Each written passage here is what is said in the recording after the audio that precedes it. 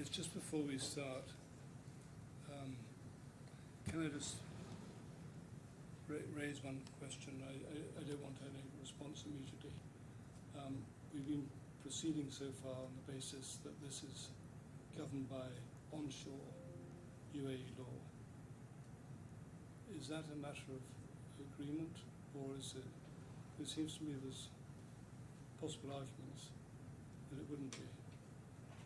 It is a matter of agreement, except in relation to one of the contracts, one of the subcontracts, in which it's now common ground that it's subject to English law. Leaving that aside for the moment, but the other contracts that talks about the law of the UAE, which in many cases discussing whether that includes a reference to DIFC law. Well, we've been proceeding on the basis that it's onshore law, and all of our submissions are based on that. I don't propose to amend our case. Yeah. That's and I'm bound by that concession. You might have to think about that. I'll tell you why it arises. I can see the argument that it means onshore UAE law. I can also see an argument that it means any law that's covered by the expression laws of the UAE, which could include DIFC law. Given there's a choice of DIFC jurisdiction, there's a pointer that maybe the parties intended the same law as to apply as the jurisdiction. The other thing is that they've agreed certain terms in a contract, which, if UAE onshore law applies, don't make sense. And that might be another reason why the court would say, well, can this really be what the parties intended? Anyway, I leave it there for the moment. Sorry, I don't quite leave it there. There's a question of when you choose substantive law, that normally governs, say, substantive law, not matters of remedy and procedure. Does that issue come into play with, for example, with the idea that you can't terminate a contract except by going to get a court order?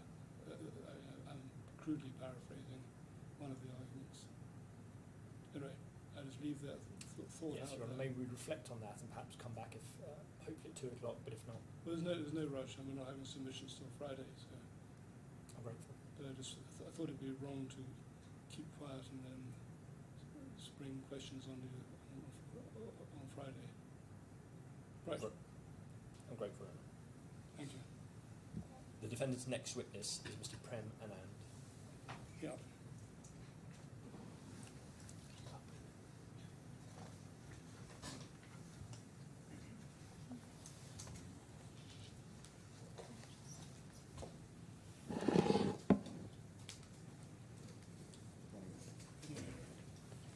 Please can I confirm whether you would prefer to swear on oath or by affirming? By affirming. Can you please confirm your name and occupation for the court's record? Prem Anand, President Global Operations. Please repeat after me. I affirm I affirm that I will say nothing that I will say nothing but the truth. but the truth. Mr. Anand, there are microphones for recording us, but they don't amplify. Could I ask you to keep your voice up so that Sure. you'll make sure you're recorded? Sure. There should be 2 bundles in front of you. Mhm. Could we look first at the trial bundle at page 1029 that will come on screen? Do you recognise this as your witness statement in these proceedings? Correct. Could you go please to page 1040? Is that your signature? Correct. If we go to the supplemental bundle, please. Page SB 1674. Do you recognise that as your second witness statement? Correct. If we move to page 1677, is that your signature? Correct. Have you had an opportunity to read both of these recently? Yes. Are their contents true? Yes. Thank you. Please wait there, you'll be asked some further questions. Sure. Yes, Mr. Friedman. Thank you, Excellency. Good morning, Mr. Good Anand. morning, Bobby. So, Mr. Anand, you are the President of Global Operations. That's BLS. right. Is that right? That's right. And is it the case that you report to Mr. Sahu? That's right. And for country managers like Ms. Curian, are you their line manager? That's right. And so in your role, is it right that you oversaw the operations in each of the 4 territories in Iran, Ghana, Saudi and Lebanon? Sorry, I didn't get the question. So in your role Mhm. at BLS, is it correct that you oversaw the operations in the 4 relevant territories That's here, right. which are Iran, Ghana, Saudi and Lebanon? That's right. Now, if we could just get up your statement at 1037, please. Just want to be clear about what your evidence is. Paragraph 32, Mhm. you say, you refer to the claimants asserting that BLS secretly decided to remove them and that all subsequent negotiations were a charade that were undertaken in bad faith, and you say this is not true, and you then say we only genuinely began searching for fallback plans around September 2023. So is that your evidence? That's right. Now, the purported termination, and as we throughout this, I may use the word, I may not say the word purported, but I mean that when I say termination. Purported termination was on the 1st of October 2023. That's yes? right.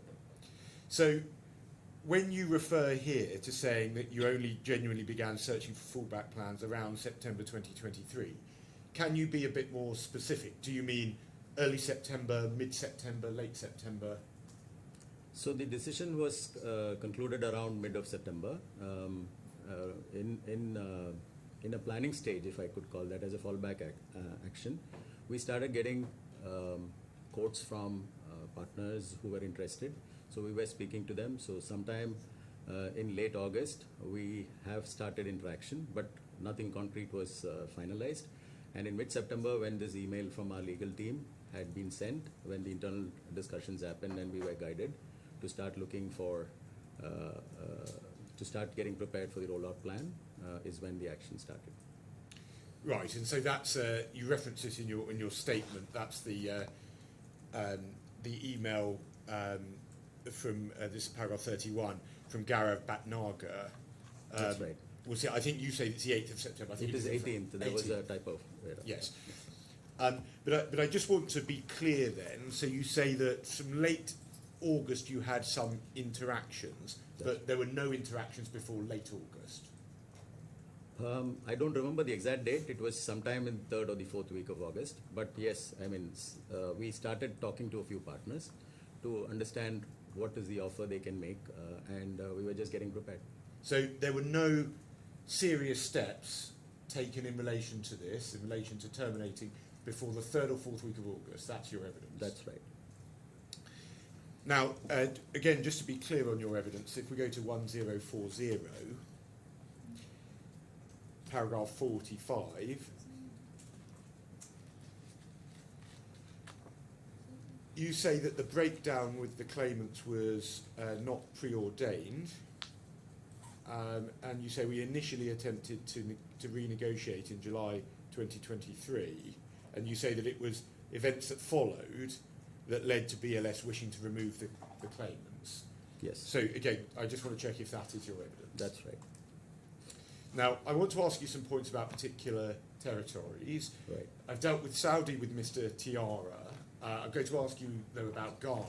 Right. So the country manager in Ghana was Chentharan Balasubramanian. Is that That's right? right. That's right. And Mr. Balasubramanian has recently left BLS. Is that correct? That's right. And so, just to be clear, Ms. Curian was not the manager for. No, for she was Ghana. not looking after. So, if we could start with in the trial bundle, please, at 3750.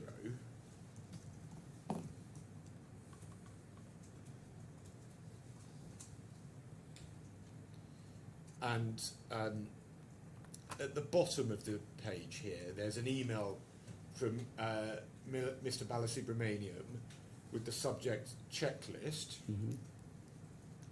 and that's 15th of August, yes? That's right. And now this email is to Kailash, and that is Kailash Palwani, is that right? That's right. and he's the global partnership manager for Blueberry. That's right. And Blueberry took over as subcontractor in Ghana. That's right. And so what Mr. Balasubramaniam asks for the team to update and send first cut to me. Mm-hmm. Now this email chain, this is discussing the Spanish VAC in Ghana. Is that right? I'll have to see the trail mail. Can you just go down or up, please? Well, if you want to go up, you can see at 3749 at the top of that page, the subject line has become checklist Spain and Ghana. That's right. So if we go back to this email at the 3750, it's apparent, isn't it, that this isn't the first email correspondence, can't be the first email correspondence relating to the Spanish VAC in Ghana with Blueberry. Do you accept that? I can't comment because, I mean, the mail has a beginning of a conversation on 15, but possibly that he has spoken over a telephone. I mean, I wouldn't know detail about it. Well, this is not an introductory email. It doesn't explain the subject or say what it's about. So I'd suggest to you that this obviously is in the middle, or at some point after the beginning of conversations about this. Would you accept that? Possible, because Cameroon, we already have Blueberry managing our partnership there, so they already know our business. And since the business is known, possibly you would have spoken to him and shared a checklist with him and said, give us the details. Well, we haven't been given any prior documents, prior to this email relating to Ghana, have we? I'm not sure. I mean, whatever was there in the laptop, I think my team would have shared it with you.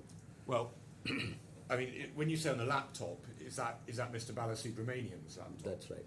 Well, we saw with Mr. Sahu yesterday that in fact BLS wiped that laptop, didn't it? No, that was reformatted, but whatever mails that you have was possibly the correspondence that he had. Because the IT team did the entire, including all our laptops, download.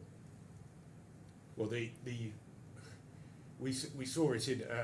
I mean, I've already asked Mr. Sahu about it, but we saw it yesterday very clearly that Mr. Joshi explains that laptop wasn't available because at the end of May this year, BLS took the decision to reformat it. Isn't that right? So what he mentioned was that these laptops are given to the incumbents. I mean, if somebody else joins in his position, the same laptop is given to him after reformatting. And that's how. Could you talk a bit slower, please? Sorry. The transcribers are finding difficulty keeping up sometimes. Okay. Thank you. Sorry. It's an odd answer, Mr. Anand. I said, well, we haven't been given any documents prior to this email, and then you immediately start talking about his laptop. Why did you talk about his laptop? No, because that's the official mode of communication. But you know that there weren't any documents on the laptop. Whatever was here was presented to you. That's all I said. Are you trying to repair some of the damage done in the cross-examination yesterday with Mr. Sahu? Not at all. I am just sharing whatever I know. Well, if we go to 3749,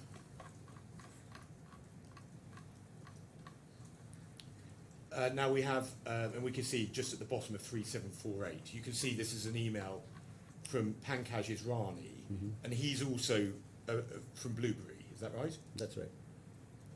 Now, on the 15th of August, Mr. Israni sends a checklist, and we can see this, and he says, hope, this is at 3749, he says, hope you're doing well. Please find the checklist in attachment. Now, we haven't been provided with this checklist, have we? I'm not sure about Ghana in specific, but that's the same checklist that you had shared on the screen yesterday, which had all the details of activities to be completed. Well, that's not right, is it? Because that checklist deals with Saudi and with Tehran. It doesn't deal with Ghana, does it? So there was one on India which was discussed, which was, I believe, April. That's a standard checklist that we use. And since I'm based in the head office, we have a team that reports into me. That's the project management office, where we have the standard templates that we use for all locations. Well, once again, Mr. Anand, you're answering a question that I haven't asked you. It sounds like you're just trying to get some evidence out here. No, rather I'm than just responding to clarifying the a bit. question. Well, the question was about Ghana. Are you saying that that spreadsheet has that spreadsheet related to Ghana? It's a standard template, that's what I was trying to tell you. Well, did it have a tab for Ghana on it? Whatever was shared, I am not sure. I'll have to go back to that sheet, but it's a template that we use for every location. Well, the point being, in which case you accept that there was a checklist for Ghana. I just say to you that we haven't seen it. That hasn't been provided to us. Possibly, I'm not sure. I can't comment. And so this is another document that BLS has withheld from us, hasn't it? As I said, I wouldn't be able to comment. Possibly, if it was there, they could have shared it with you. But my understanding is all our laptops, mails have been already checked and shared. And there's also no disclosure of BLS's internal consideration of this checklist, is there? I haven't been given any emails about that. Sorry, I didn't get that question. Well, do you accept that having received this checklist from Blueberry, BLS must have considered it internally? See, as I said, we were doing the proprietary exercise. So all that Chentu in this email has done is he has shared a checklist, asked them if we have to have a fallback, what would be the proprietary work? And nothing was confirmed at that time. Mr. Allen, please listen to the question, because that answer, once again, doesn't relate to the question. The question was that, I'll repeat it, I said, do you accept that, having received this checklist from Blueberry, BLS must have considered it internally? It must have been shared. As I said, I don't have any evidence here that it was shared internally. So normally what happens is they share it with the internal teams. Share it with who? Internal teams. Yes, and none of those documents have been disclosed. We haven't seen them, have we? Is there anything on top? Can we look up on the document? Well, there's no document to look at because we don't have one. Then it's probably not there. So this is another. So in relation to Ghana, we have been denied documents that must have existed and which would show what is happening. Isn't that right? I can't comment. I mean, all that I see is this document that is shared with you, but possibly there was something that was there as a checklist. Now, in relation to the checklist, I'm not going to ask you about the date of that. I'll deal with that with other witnesses. But just to put the market out, I don't accept the evidence on that.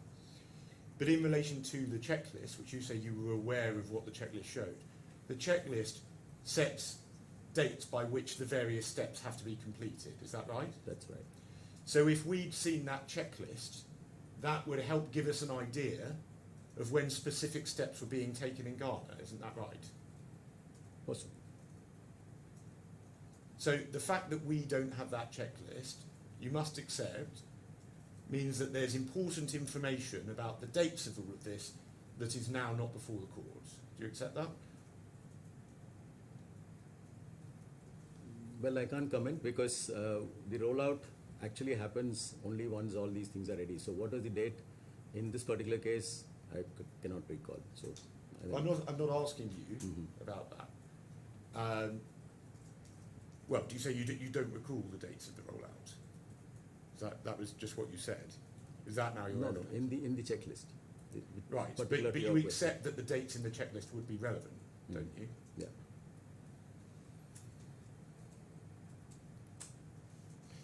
Now, returning to the email, Mr. Israni provides, we can see here, some names for the HR dashboard. That's the table.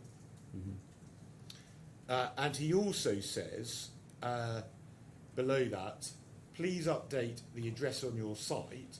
He gives a Google Maps link, then sets out below the address, and then he's got a screenshot of the current visa application centre. Do you see that? Yes. So what page is the screenshot? 3749. Okay. It's the bottom, the contact us. Oh, yeah. So what's in fact clear is that by the 15th of August, Blueberry has already established a replacement visa application centre in Ghana, hasn't it? They already had a premise, is what I understand, and they were ready to roll out when we give them the green signal, and this was only a discussion stage. But in order to say, here's update the address on your site, they're saying it is all ready and kitted out to act as a Spanish visa application centre, isn't it? No, it wasn't. It was only done after the 1st October. But it was ready at this stage, wasn't it? Preparatory work, backup plan is part of operations. Well, let's go, if we go just slightly up in this email, where at top of 3749, Mr. Israni is saying, he says, hope you're doing well. Please find the checklist in attachment. Hope you have all necessities completed to go live. So, Blueberry are ready and waiting to launch in place of Access on the 15th of August, aren't they? Yes, it was a backup. Now, we can see at 3748 in the middle of the page that Mr. Balasubramaniam writes to Pankaj Israni and asks for him to complete below table and send it to me. We need to create usernames. And then at 348, sorry, at 3748, just further up the page, Mr. Israni provides the details of various staff members. You can see that, yes? That's right. And then at the bottom of 3747, we can see that Mr. Balasubramaniam asks the BLS team to create usernames for them, doesn't he? That's right. And if we go up to the top of 3747, the BLS internal team confirm that login credentials have in fact been edited. Do you see that? That's right. So that gave these individuals access to the system. No, these were not live. These were just user IDs which was tested and kept ready. They don't have access to the live system because we have not signed the contract. But these have been created and made ready for use, saying, and we, well, Mr. Singh, 3747 says, please check now and confirm. So it's asking to check that they can log in, isn't it? That's right. So it doesn't get logged into a live system. It's only a dummy website, dummy application that's created and kept ready. But there's no, you say this is a dummy system. There's no mention of a dummy system in any of this, is there? We don't have to tell them because that's how it is done. Even the location is a map that is there, but it has not gone live. Well, what in fact happened is that my clients saw those names on the system, didn't they? I'm not sure on which system they saw. So when you suggest in your statement, we can see that, in fact, let's go to your statement at 1038.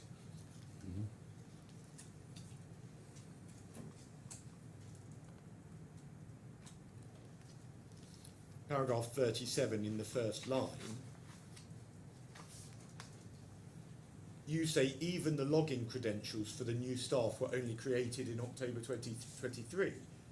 But we've just seen that they were created on the 18th of August, weren't they? So it was done between August and October, September and October, I'm not really sure, but this was a dummy link and a dummy ID that was created just to check, because that's part of our rollout plan. So live systems were only in October. So this is something that you've not mentioned in your statement, this dummy system, is it?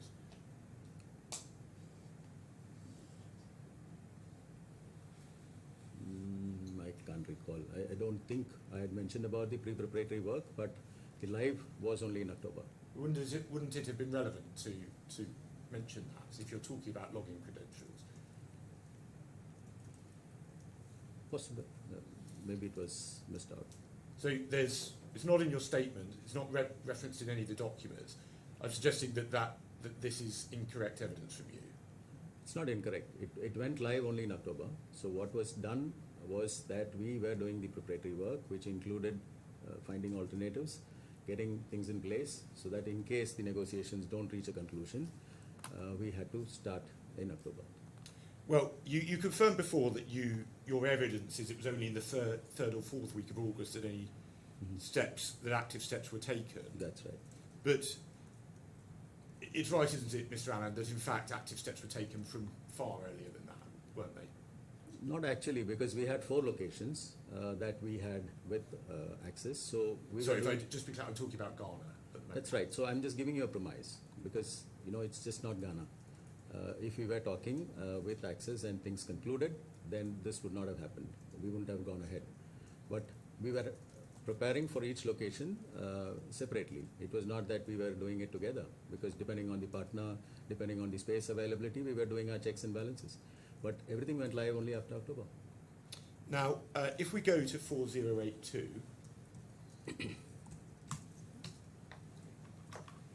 the bottom half of the page, Mm-hmm. now can you see you're copied to this email, yes? Mm-hmm. So Mr. Palwani of Blueberry sends this email, and this is on the 4th of September, and he says it has been over a month since we initiated the setup of the office and appointed our staff. So it's absolutely clear from this, Mr. Anand, that you in fact had asked Blueberry to set up an office and appoint staff sometime prior to August, hadn't you? See, as I mentioned, he already had a running operation with us, so some of his staff were part of his existing operation. Now, what he's also mentioned, if you read the paragraph, is you mentioned a tentative date of 6th September because we were under the impression that our conversations with Access will come to some conclusion, and that did not happen. So he was ready with everything, and that's what he's mentioned. But, Mr. Allen, I want you to focus on this point. Mm-hmm. You said 3rd or 4th week of August That's was right. the first time you did anything, That's right. and yet this shows clearly that must be wrong, doesn't it? So when he says over a month, it could be sometime in August. I mean, he doesn't describe a prescribed date, right? Well, it's not going to be the 3rd or 4th week of August if he's saying it's been over a month on the 4th of September, is it? I mean, I can't comment here because, whether it was actually in the mid of August or in the beginning of August, I'm not sure. But there was a preparation that was done, as I mentioned, and nothing happened till 6th September. Well, let's see go to 4080.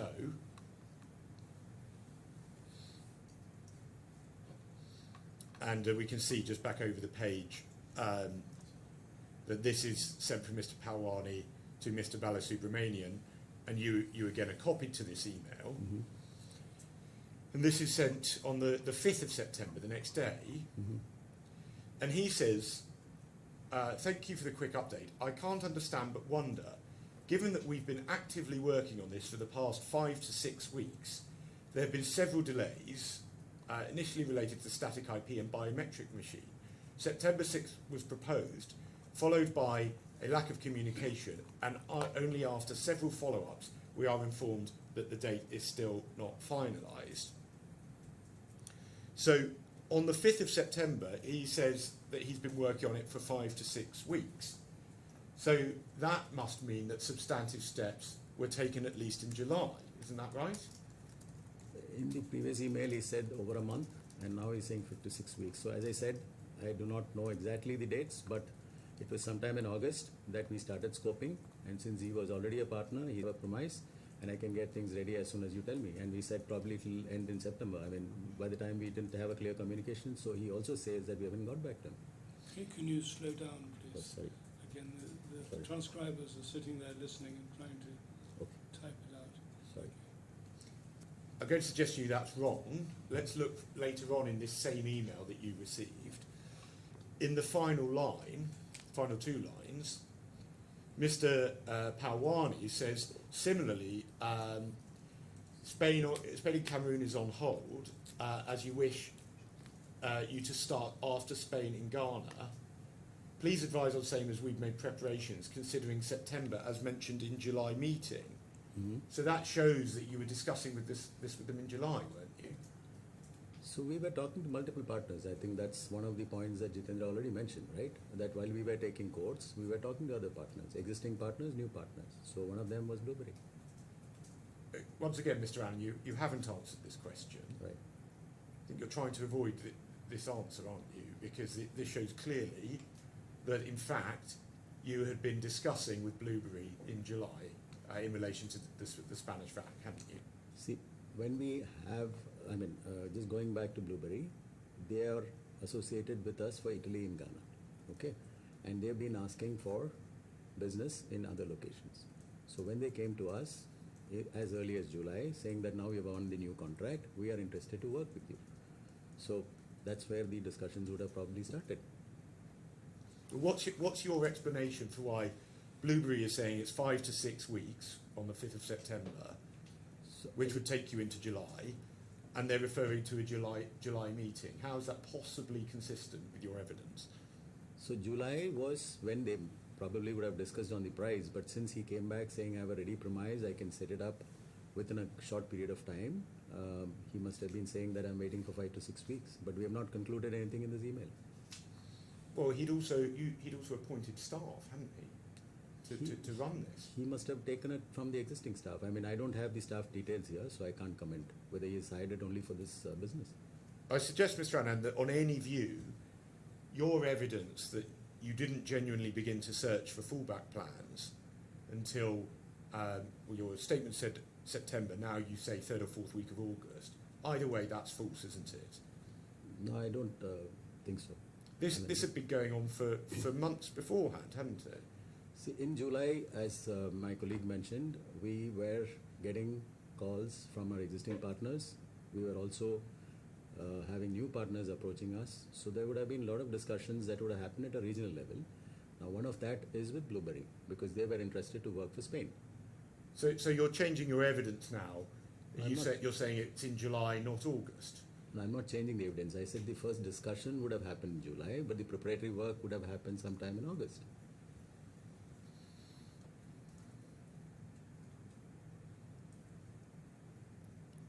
So the last line says that as mentioned in July meeting, so it was only a meeting. Well, I asked you, I'm just going to read back the question. Mm-hmm. I asked whether there were any interactions before late August, and you said 3rd or 4th week of August. So your evidence was it wasn't about particular steps, actions with them. So you are changing your evidence, aren't you, Mr. Anand? No, I didn't. What I mentioned was there could have been interactions over telephone, which is not here. Well, I'm reading from the transcript, Mr. Anand. Mm-hmm. So you did say that. I suggest to you that this is all consistently with the other witnesses we've heard. You are making this up as you go along, No, aren't I'm you, not. to try and avoid the truth? I'm not. And in fact, there was a concerted plan to remove my client from June, and in fact before that, wasn't there? That's your inference. I'm sorry. Now, I want to ask you one other set of questions about this correspondence. If we go to 4082, please. This was the email we saw before, where Mr. Palwani's, you mentioned the 10th to 6th of September, but we've not received any updates or confirmation. Then we can see at the top of that page, he requests a response, he chases. And then at 4081 in the middle of the page, Mr. Balasubramaniam says that there's a call scheduled with the ambassador for tomorrow. So he's suggesting that they're waiting for the ambassador to sign it off. Isn't that what he's doing? I can't comment on this because possibly there was a meeting that he was scheduled to have, but normally the ambassadors don't take this decision. They probably would give us a clearance once we confirm that we are going ahead. Yes. So are you saying that there wouldn't have been a call scheduled with the ambassador? Possibly that was the reason he had given for the delay, because we couldn't give them a reason why there was a delay, because Right. the negotiations was going on. So that was a false reason. I mean, to the partner who's actually pressing us for a date, we can't give a date till we conclude with our existing partner, right? Right, so I think we're agreeing. The simple point is that wasn't true. I'm not sure. I can't comment on that.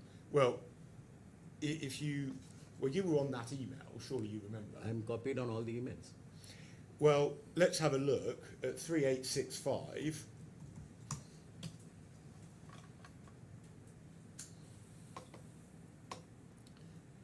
At the bottom of the page, this is it's the 27th of September, although it's in a different language. But on it's only on the 27th of September, we can see this going over to the top of 3866. That's right. We would like to inform you there's been a change. So it's only on the 27th of September that the mission's told, is that right? The mission was informed, yes. It was only then. Yes. Sorry, which part were you reading from then? You quoted something. First line of the 3866, we would like to inform you the second half okay. of that line. And we can in fact see, if we go up to 3864, this is from Mr. Sportorno, who's the Deputy Head of Mission, yes? Mm-hmm. Yes? That's right. And he says in the first two lines, I'm finding the whole situation very confusing. I understand BLS may have subcontractors, but no one ever explained this to me, and I don't see how or why this should affect us. So clearly they didn't know about this before they heard on the 27th. Possible. Well, that's obvious, isn't it, Mr. That's obvious. Hammond? So if we then go to 4080, at the bottom of this page, Mr. Balasubramanian provides a new update, and he says, we're waiting for confirmation from the embassy on the final opening date. Embassy is also waiting for clearance from MAEC. Again, that's not true, is it? Possible, because at that point of time, the decision was not taken to move. Well, we've just seen that the embassy didn't know about it. So this can't be happening on the 5th of September, can it? That's right. And so you are copied to all of this, so you are seeing false statements being made, aren't you? Mm-hmm. That's a yes, is it? You might say yes rather than mm-hmm. No, the I didn't transcript. get your question, sorry. So, well, you're copied to this whole chain, so That's right. you are seeing false statements being made to Blueberry, aren't you? I'm seeing, sorry, I didn't get what you said. When you receive these emails, you see false statements being made to Blueberry. You don't said false. Yes. I mean, this were communications that Chentu has had with regards to the readiness of the WAC, and I'm sure anyone would keep asking us on the dates. We did not have a date till then, and that's very clear from the mail. Yes, and you knew that he was making false statements. See, as I said, I mean, I have many regional heads who keep copying me on email, so probably there was some communication that was going on where I was copied, but there was no decision taken. That I'm 100% sure. So this is how BLS does business, isn't it? Yeah. That it will make knowingly untrue statements to people if it suits BLS's purposes. Not necessary. Well, let's move on. Now, if we just pick up page 1038, please.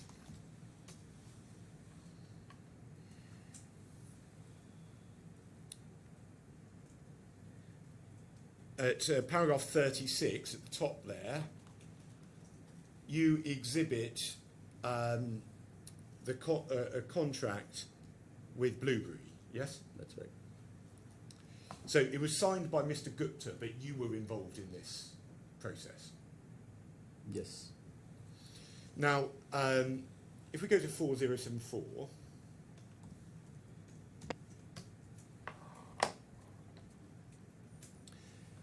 at the bottom of the page, there's an email from Harsh Gupta that you're copied to, Mm-hmm. and he says, please share the final approved commercials with the partner and deposit details, if any, to finalise the contract. Then we can see just slightly further up the page that Mr. Balasubramanian provides them. Mm-hmm.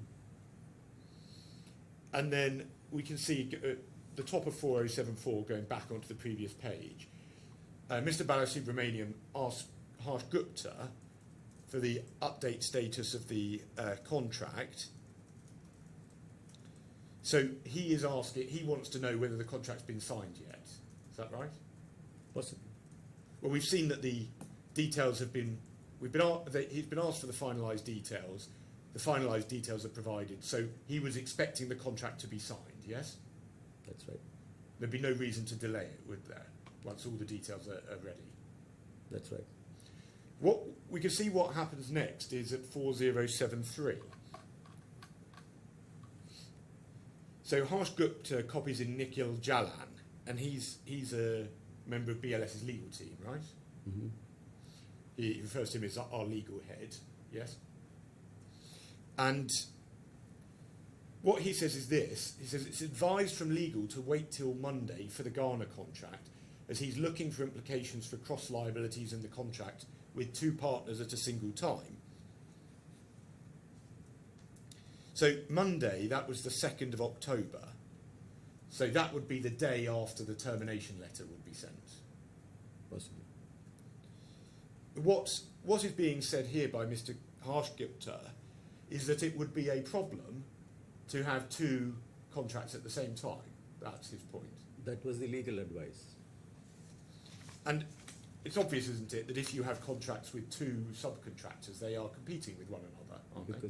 Because we were responding to the mail from Access, I think around the same time. So it asked us to hold on till we get a clear decision from legal. And then we see at the bottom of 4072 that he says we also need to keep in mind that the date shall be after the 1st of October, yes? That's right. But in fact the plan was for Blueberry to already be operating, wasn't it? It wasn't operating till this contract was signed. But how was Blueberry going to prepare for opening the visa application centre? That is how it happens usually. You get the place ready and the contract is signed. Well, let's... well, I suggest to you this was deliberately delayed. The only reason the contract was delayed was to create the appearance that it wasn't happening until after the termination letter. Isn't that right? See, as I said, we have been negotiating, and I think the mail from legal, the final mail, where it gave them a timeline to have the payment settled, didn't happen. That's when an internal decision was taken, the MOFA was informed, so all this happened only after that.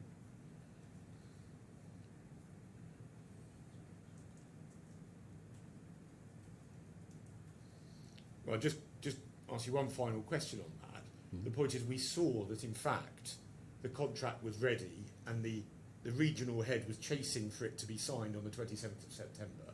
So I suggest that that was the day when operations on any of you were starting, and it was deliberately delayed. As stated, we cannot have two operations running parallelly, so it has to be only one, and that happened after October. Okay, well let me now ask you about Lebanon and the contract there. Mm-hmm.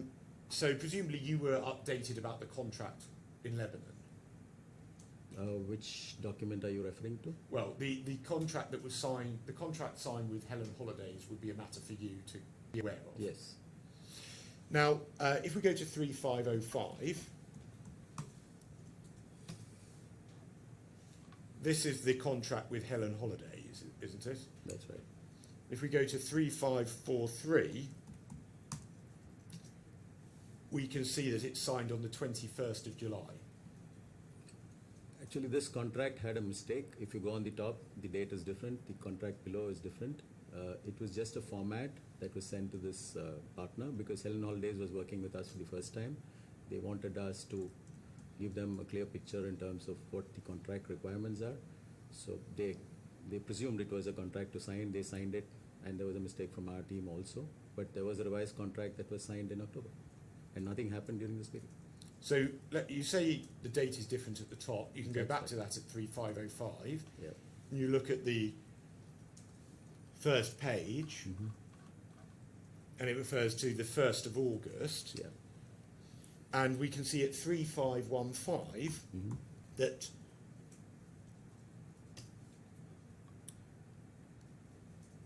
clause, sorry, it's not 3515, it's 3514. Sorry, 3513.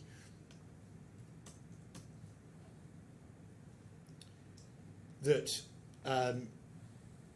clause 3.1, it says the agreement shall be deemed to have commenced from the 1st of August 2023. So as I mentioned, there was Sorry, an could wait, please, Mr. Rand.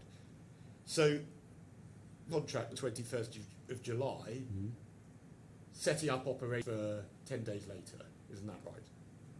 It was not deemed to be 1st of August, which is what I mentioned. It was only a preparatory exercise. We were giving them the information in terms of what the contract requires. But if you see, the contract was signed only in October finally, when we started. Well, we see at 3543, we'll go back to the signature page. So it says 21st July. Yes, it was signed on the 21st of July. So on top, the date says 1st August. Yes, so it's So effective. there was an error, so it was an oversight. So this was not the final contract. That's all I'm saying. Well, there's no error in the contract saying that it's going to take effect from the 1st of August. What's the problem with that? Because we were not actually rolling out on 1st of August. We can see Helen Holidays have signed and stamped this, haven't they? Has also signed this and stamped this. That's right. So you're saying two teams, both inadvertently signed a contract that neither of them met. Well, that's possible. I'm admitting it to be a human error, but there was nothing rolled out on 1st August. This is absolutely incredible, isn't it, Mr. Anand, that explanation? I mean, this is what the truth is. Well, you say there was an error. Where are the emails relating to this contract? I would not have access to the information. Maybe Anne would be able to clarify this because it comes under our region. Well, we haven't received a single email relating to this contract. There's not a single email that's being provided showing anybody saying there's been this terrible mistake, we need to sign a new contract. Surely that would have been in writing, wouldn't it? But in reality, we all know that we never started the contract in 1st August. Can you answer the question, please, Mr. Anand? If there had been this terrible mistake, you'd have had to have sent the contract to Helen Holidays, saying there's been a terrible mistake. So that used to exist, wouldn't it? See, I don't have access to that email, but I'm sure there was a second contract that was signed by them, and there should have been some communication which said that this contract is null and void, and that's the actual contract. Yes, but there isn't any of that documentation, is there? I'm not sure if it is there or not. So I suggest that it's plain what happened is that under this contract, Helen Holidays was intended to operate from the 1st of August, isn't that right? But there was nothing done by 1st of August. So this was directly establishing on the 21st of July an obligation to operate from the 1st of August. That was a mistake, as I said.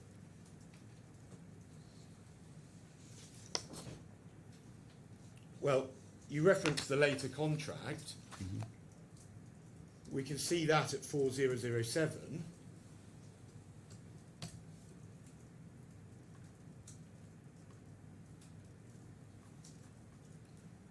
Now, I'm sure you've seen a lot of contracts in your job, haven't you? Yes. So if an earlier contract was entered into and it was all a huge mistake, you would have made that clear in this contract, wouldn't you? You'd have said it's to supersede the previous contract. Do you accept that that would be the logical thing to do? I mean, I can't comment on it because this has come from the legal team, so possibly they would have sent an email communication, which I can't confirm, but I mean, it's not stated here, you're right? Now, this contract is dated the 5th of October 2023. That's right, So that is after the purported termination. that's right.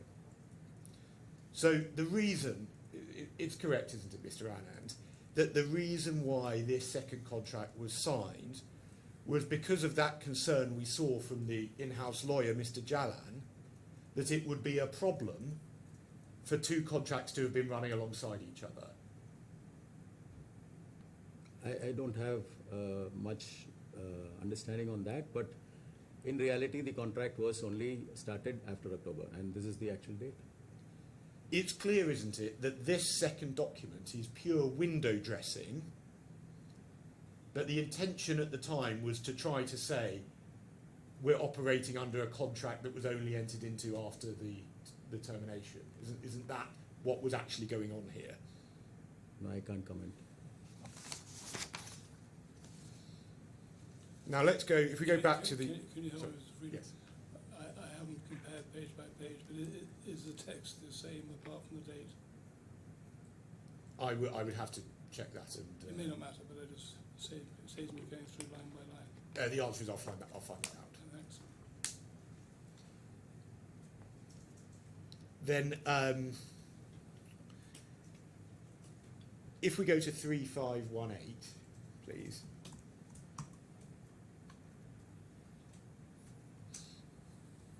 This is back in the 21st of July contract. Mm-hmm. Now we can see representations. BLS represents and warrants to the business associate that neither the execution nor delivery of this agreement nor the consummation of the transactions contemplated herein will, and then at Roman 2, conflict with, result in a breach of, constitute a default under, result in termination, modification or cancellation, or requiring any notice under any agreement, contract, instrument, or other arrangement to which each of BLS is a party or which it is bound. Mm-hmm. So do you accept that when this representation was given on the 21st of July, this was false? I can't comment. As I said, these are legal terms, so that could be best clarified by my legal team, but these are standard templates that we use. Well, do you accept that this contract Mm-hmm. with Helen Holidays conflicted with the contract with my client? So that's why I said the contract was not valid. It was by mistake.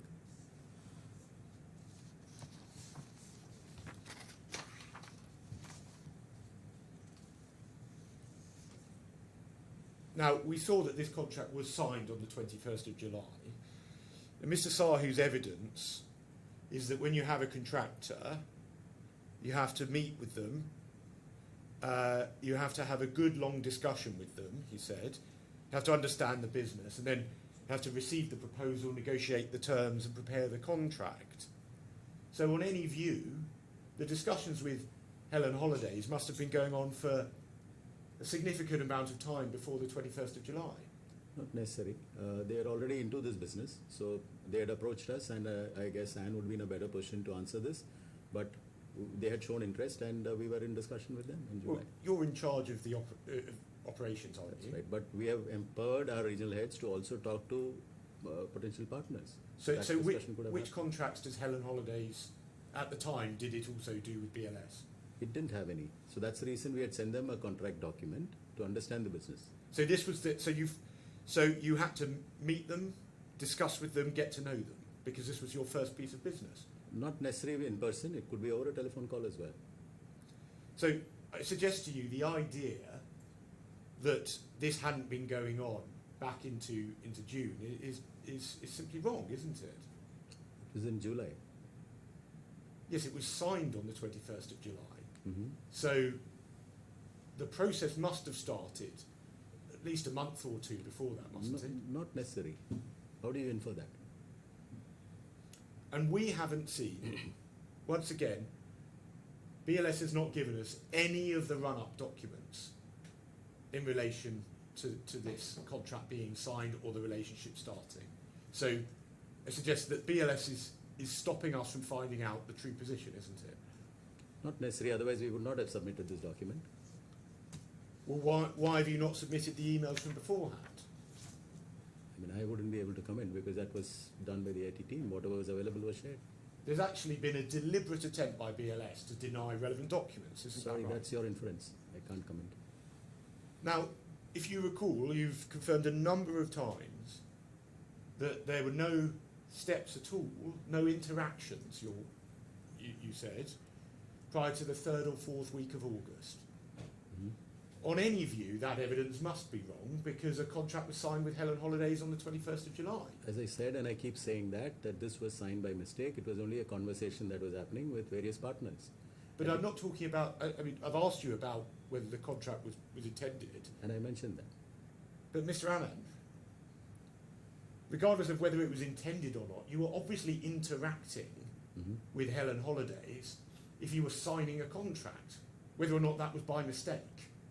So interaction was, of course, there because they were interested in the business, so we were talking to them. So your evidence before that there were no interactions until the 3rd or 4th week of August, that just is wrong, isn't it? No, I would like to clarify, interactions were there, the work on ground only started sometime in August or September. I never said in July there was no interaction, because Well- it can't just happen overnight. Well, you did say that, Mr. Allen. We can check the transcript. Okay, I suggest to you, I stand corrected then. the reason why your evidence is changing is because you've come here to try and tell a story that just isn't true, is it? That's not true. Now, are you aware that Ellie de Rie is someone who works for Helen Holidays? I don't know the person directly, but yes, possibly it's as per the contract. Well, is that possibly, or is that you know? I can I show you a don't- document I if you don't don't know. I don't. So what's the name? Ellie de Rie, D-A-H-R-I-E-H. So we can see this at 4159.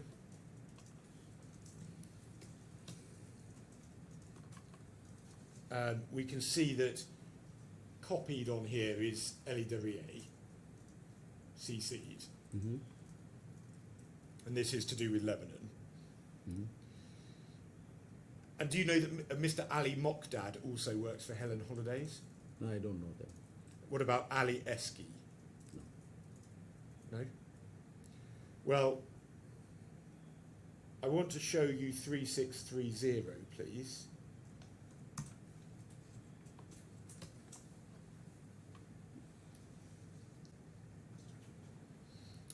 This is a document, an affidavit made by Fatma Mawla, who was an employee of Proex. Did you come across her? Do you mind just saying no rather than just... No, I said no. Oh, you did say, I'm sorry. Didn't hear it.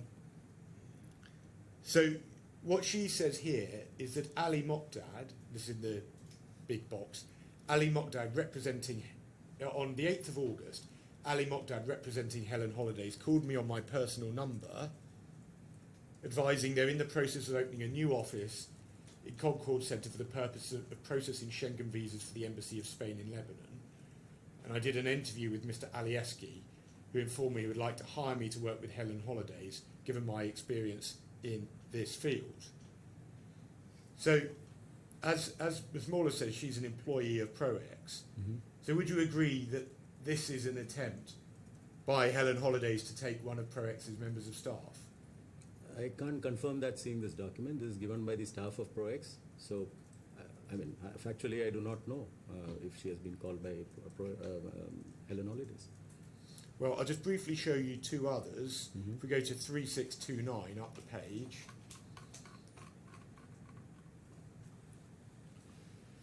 So we have Noor Taha, Mm-hmm. again, another employee of Proex, and she says she was contacted, again, on her personal number by Helen Holidays.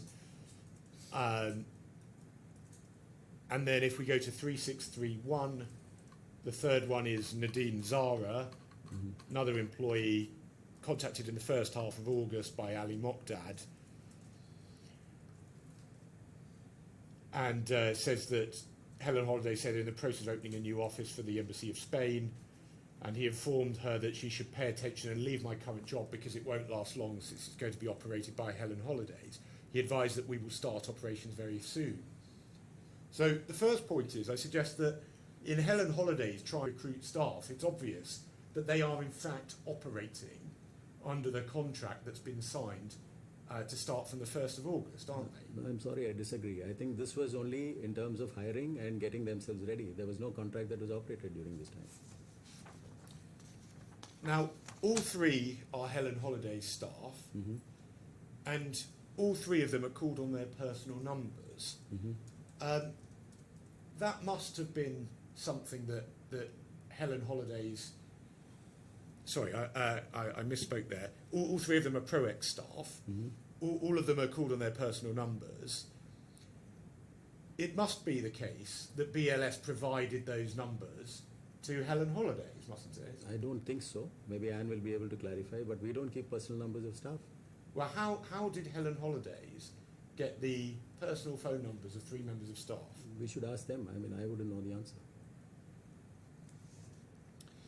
do you accept it was important for BLS that any replacement subcontractors kept up a good level of service after any switchover? That's right. So taking good staff from the former subcontractor would be of benefit to BLS, wouldn't it? I mean, if they are joining us on our own, why not? So the point is there was every reason for BLS to want to help a new subcontractor to take good staff from the old one, wasn't there? I don't agree. That's your inference. We do not know what actually happened. I'm saying there was a reason why it would have been beneficial to BLS. We did not tell them to take any of our ProEx staff. Well, you say you don't know anything about this, and then at the end, No, you say I don't know anything about this case, but never in any of these locations we've asked people to hire ProEx staff or Access staff. And once again, there were no messages about this, are there? I wouldn't know. I mean, this was given by the staff. How would I know? And more generally, I asked Mr. Tiara yesterday about one post-termination email concerning employees. But again, we've been given no emails otherwise about staffing issues, have we? Where was that? In Saudi Arabia? Yes. So I'm saying apart from that one email that I showed Mr. Tiara, not asking you about the substance of it, I'm asking about what documents we've received. You haven't given us any documents. So nothing pre-termination and only one email afterwards. I wouldn't be able to comment there, but even in Saudi, I know very well that the embassy wanted us to take some experienced staff, and we had told them very clearly they have to get a clearance from the previous partner. Well, I've been over that with Mr. Tiara, and I don't accept that. So this is what I have to say. Mr. Anand, I said I wasn't asking about the substance, I was asking about the documents. So let me move on. Please. Now, I turn now to deal with some of the events in Iran. I've dealt already with the data breach with Mr. Sahu, so I'm not asking you about that. And I will deal with some of the specific timings with Ms. Kurian when I get to her this afternoon or tomorrow. But I just have some limited questions on this. Now, do you accept that the contract with Kira Christomer, KCM, was entered into on the 1st of September? Can I have the document, please? Of course. So we go to 570 of the supplemental, please.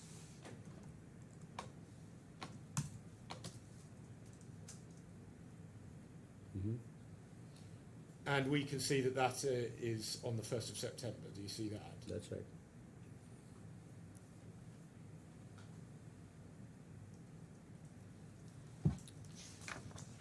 Now, this is another instance, isn't it, where BLS hasn't given us any of the surrounding documentation. Are you aware of that? I'm sorry, I'm not aware. But it must be right, mustn't it, that there must be documents that would show the negotiation and then backwards and forwards in relation to this contract. They must exist, mustn't they? I'm not sure. You can probably speak to Anne about it. I don't have an idea. Well, Mr. Anand, you're a senior member of a listed company. You are well experienced in how contracts are made, aren't you? That's right. So you must know that prior to a contract being signed, there will be emails with that contract going backwards and forwards. Possible. I'm not denying that, but I don't have an idea about what happened here. Well, let's go to 582.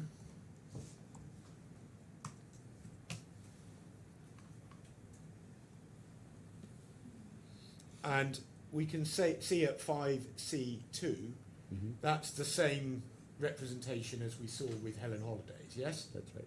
And this representation, again, is false, isn't it? So this is legal for me to understand, but it's a standard template, as I said. Well, this contract on the 1st of September conflicts and would result in a breach of the contract with my clients, wouldn't it?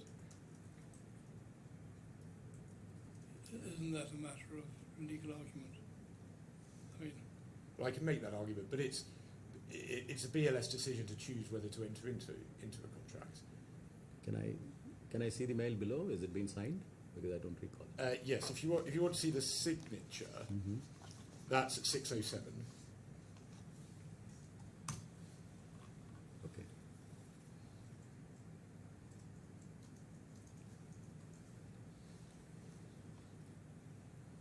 I'm not aware of this contract.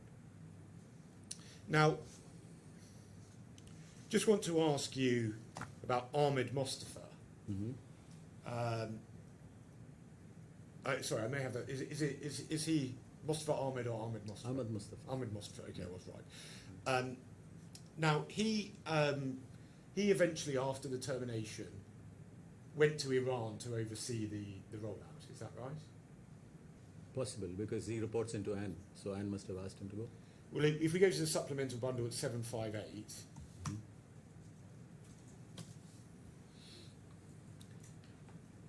We can see this is on the 6th of October. He says, "Dear team, hope you're doing well. Allow me to introduce myself. Ahmed Mostafa, BLS country manager in Iran." Mm-hmm. And we could also just, if we want to place him a bit more, we can go to 3762, Of the main bundle. main bundle.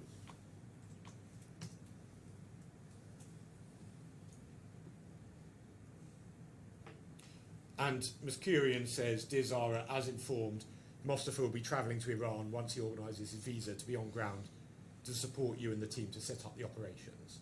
Right. Yes? Right. So that was, he had that role on behalf of BLS. Possible. Would you not know? No, I wouldn't know. I was not marked on this email. But he's a country manager. He reports to the regional head.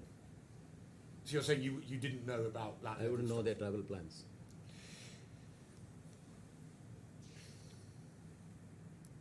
Well, were you aware of his visit to Iran in August 2023?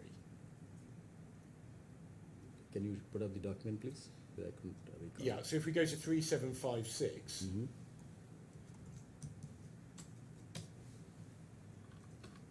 in fact, just at the bottom of the previous page, Mm-hmm. no, sorry, it was 3756, it's at the bottom of 3756. So Ms. Kurian says on the 18th of August, "One of our colleagues is visiting Iran this weekend. He was hoping if he could meet up with you and also have a look at the proposed locations." And then if we see at 3755, Mm-hmm. she says, "My colleague who will be visiting is Ahmed Mostafa." Right. Were you aware of this visit? I was not aware of this visit, but it could have happened because we were looking at fallback options, as I said, in the month of August and September. So possibly there was a visit that he did to see what the partner was, proposing. Well, I just want to ask you the supplemental bundle 134. Mm-hmm.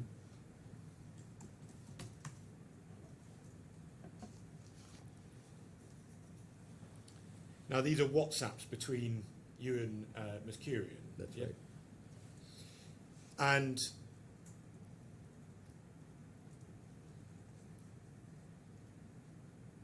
what happens is on the 20th of August at 11:56, the second message, Mm-hmm. she said that Khaled, that's Mr. Mikhal, Mm-hmm. and his team are refusing to permit Mostafa to enter the Iran centre. Correct. And then she says, "I'm convincing him." Mm-hmm. And then in the middle of the page, she says, "Afternoon, everyone. Mostafa has been permitted to enter the centre for the audit." Right. And then you say okay. So you presumably did know about this visit. We have audits that are conducted at our partner locations, so this would have been one of these audits that he conducted, and I said okay. And what she then says in the final WhatsApp on the page, she says, "I've taken the liberty to inform Mr. Makahal that Mostafa has been sent from head office for a surprise visit." And then we can see this page, this carries on actually at page 139. Mm-hmm. She says, "My apologies for the same." And you then say, "That's expected." You just tell him that you've no much info and is best discussed at the top level. We can say that with confidence, as MOFA has wanted an audit report. It's a procedural requirement and they can't stop our people. Well, Ms. Kurian, your evidence was that it was Ms. Kurian who was organising this visit. Right. So when you're saying, just tell him that you've not much information, Mm-hmm. you know that would be a false message, don't you? No, because I mean, Kurian will be able to explain this better. I believe there was a resistance in him entering the center, and she had to inform Khalid to allow him to enter. And this was just after the data breach. So we wanted to go and do an audit. And I said, I mean, he wanted to know why were the audits being done. And I said, I tell him that you don't have info, but this has to be done. And this is an instruction from the top, because MOFA wanted an audit. Well, I said, on the first point, we've just seen that Mustafa, Ahmed Mustafa was sent to Iran to assist with setting up the new visa application centre. That's the real reason he was there, wasn't it? That's your inference, but we also do audits. Well, I suggested that I don't accept that evidence, but in any event, saying that Miss Kurian should say that she doesn't have much information, that's just a squarely false statement. No, that's because, I mean, I wouldn't want to detail it here because you have not asked me on it, but we have been having resistance to the visits to the centers. I mean, we are the prime. I mean, we have the rights to go and visit a center. So why were we stopped from doing that? Well, if you say that MOFA wanted you to wanted an audit report, That was exactly what was required. there is not a single piece of documentation that supports that suggestion, is there? I mean, it was produced to MOFA, but it was probably not here. I do not know. But MOFA had actually wanted us to do an audit because there was no single member from the senior team in Access who had gone there. If this were an audit for MOFA, you would have sent it to them, wouldn't you? Yes, Jitendra must have sent it over. But you didn't send it because there's no document showing it being sent, is there? As I said, I do not know if the document is here or not, but the fact that MOFA wanted a report was true. So I suggest that this is, again, an example of you being cavalier with the truth when it comes to dealing with one of your partners. Not necessary. I mean, there was a breach of data and we were asked to do an audit. There's nothing wrong here. Well, I just want to be clear that I'm saying that what you are telling Ms. Kurian to say to Mr. Macau is something that you know to be untrue. Not necessarily, because I can't answer too many questions at that time. I have to give an audit report.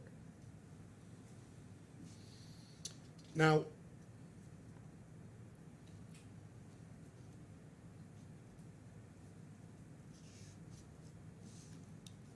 I'll move on from Iran. As I say, I'll deal with some of the timings with Ms. Kurian. Now, at 3822, please, of the trial bundle,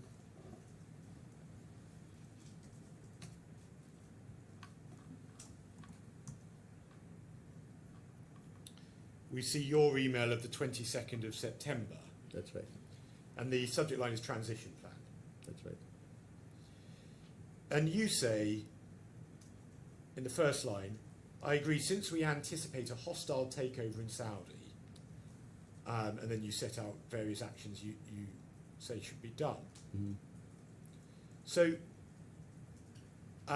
your focus was not on cooperating and working with the claimants, was it? It was on fighting them. Not true. We had given enough opportunity for them to come back, and since we had to start in October, because we also had a contract with Slovakia, which is not part of this conversation, but we had to get ready for that as well, and we had to give a date. So, I mean, we had to reach an end somewhere. Will you say, you then talk, so what you're talking about here is, you're trying to get passports that are already submitted at the mission. That's right. So that so that you can handle both. Yes. That's right. And so BLS knew that it had an option of cooperating. That's right. And approaching my clients. That's right. And agreeing a handover. That's right. Or you had your way, which was the hostile way. And this was only after September 15th, when all these conversations were going on. It was not decided before. But the point is that you therefore took a decision to act in a manner that would cause disruption, didn't you? Not necessarily. I said anticipate a hostile transfer. I never said it is going to be a hostile transfer, right? There's a difference. So if you had approached my clients, there would have been the ability to arrange a considered handover of passports and visa applications. If they had settled our dues and if things were sorted, probably we wouldn't have even got into the transition. So this is a Well, I don't accept that. But this is I've asked the other witnesses about it. Right. But you're, again, setting out here to cause damage to my clients. Not necessarily. Your interpretation is wrong. I have mentioned very clearly we anticipate. So we have to be prepared. And I'm head of operations, so I cannot have a disruption in operation. But this is in fact what happened. There was a hostile takeover. And so you prioritised, didn't you, BLS's own interests ahead of an orderly transition? All that I had to do was ensure that not one day the operations went to a standstill. That's part of our contract. So I did what I'm supposed to do. Now, if we go to 1571 of the supplemental bundle,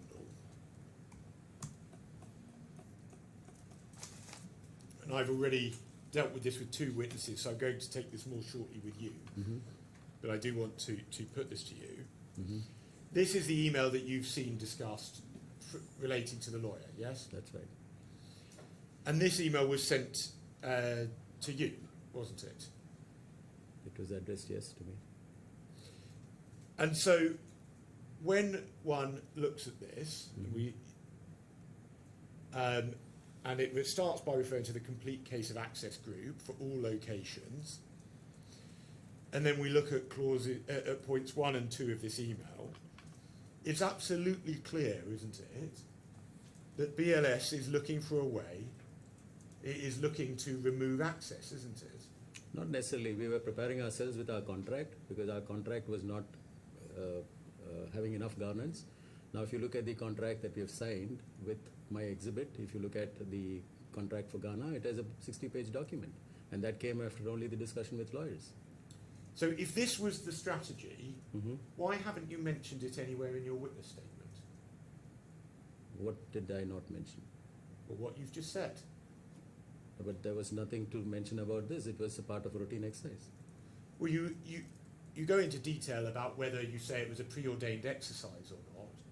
It would obviously be highly relevant information, highly relevant evidence, if actually you were considering a whole new suite of contracts. So if this genuinely were true, you would have mentioned it in your statement, wouldn't you? This is part of a routine exercise which we do. I honestly do not know whether it had to be mentioned, but if you look at the document, today it has much governance added to that. And this is part of a new contract. If this is a routine exercise, why would you have to keep it quiet from my client? They don't have to know about it at this stage. It's our discussion internal with lawyers.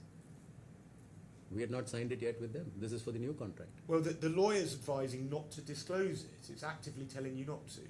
So why, if all you're doing is going to my client and saying, could we update our contracts, please? That would be something you could obviously do on an open basis, isn't it? That would have happened once the new contract was signed. This would have been the new contract. Well, we didn't reach there yet. So at this point of time, we have not reached onto the new contract. So it was only a discussion stage, and we don't have to share it with anyone.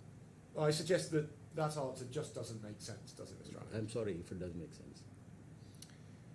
And we've already seen that it refers to the complete case of access for all location and talks about the recovery of the complete operation. That's right. So this story you give now about trying to update the contract, updating the contract would be to continue with my client, is that right? Updating a contract is a standard format, right? We did it for all locations. Let me complete, please. No, please, can you answer the question? Updating the contract would be so as to continue with my client? Not necessarily. It can be with any client. It was a new contract that we had to, based on the new requirements in the Spain 2.0 RFP. So this has penalty clause. Let me complete, please. We were making standard templates.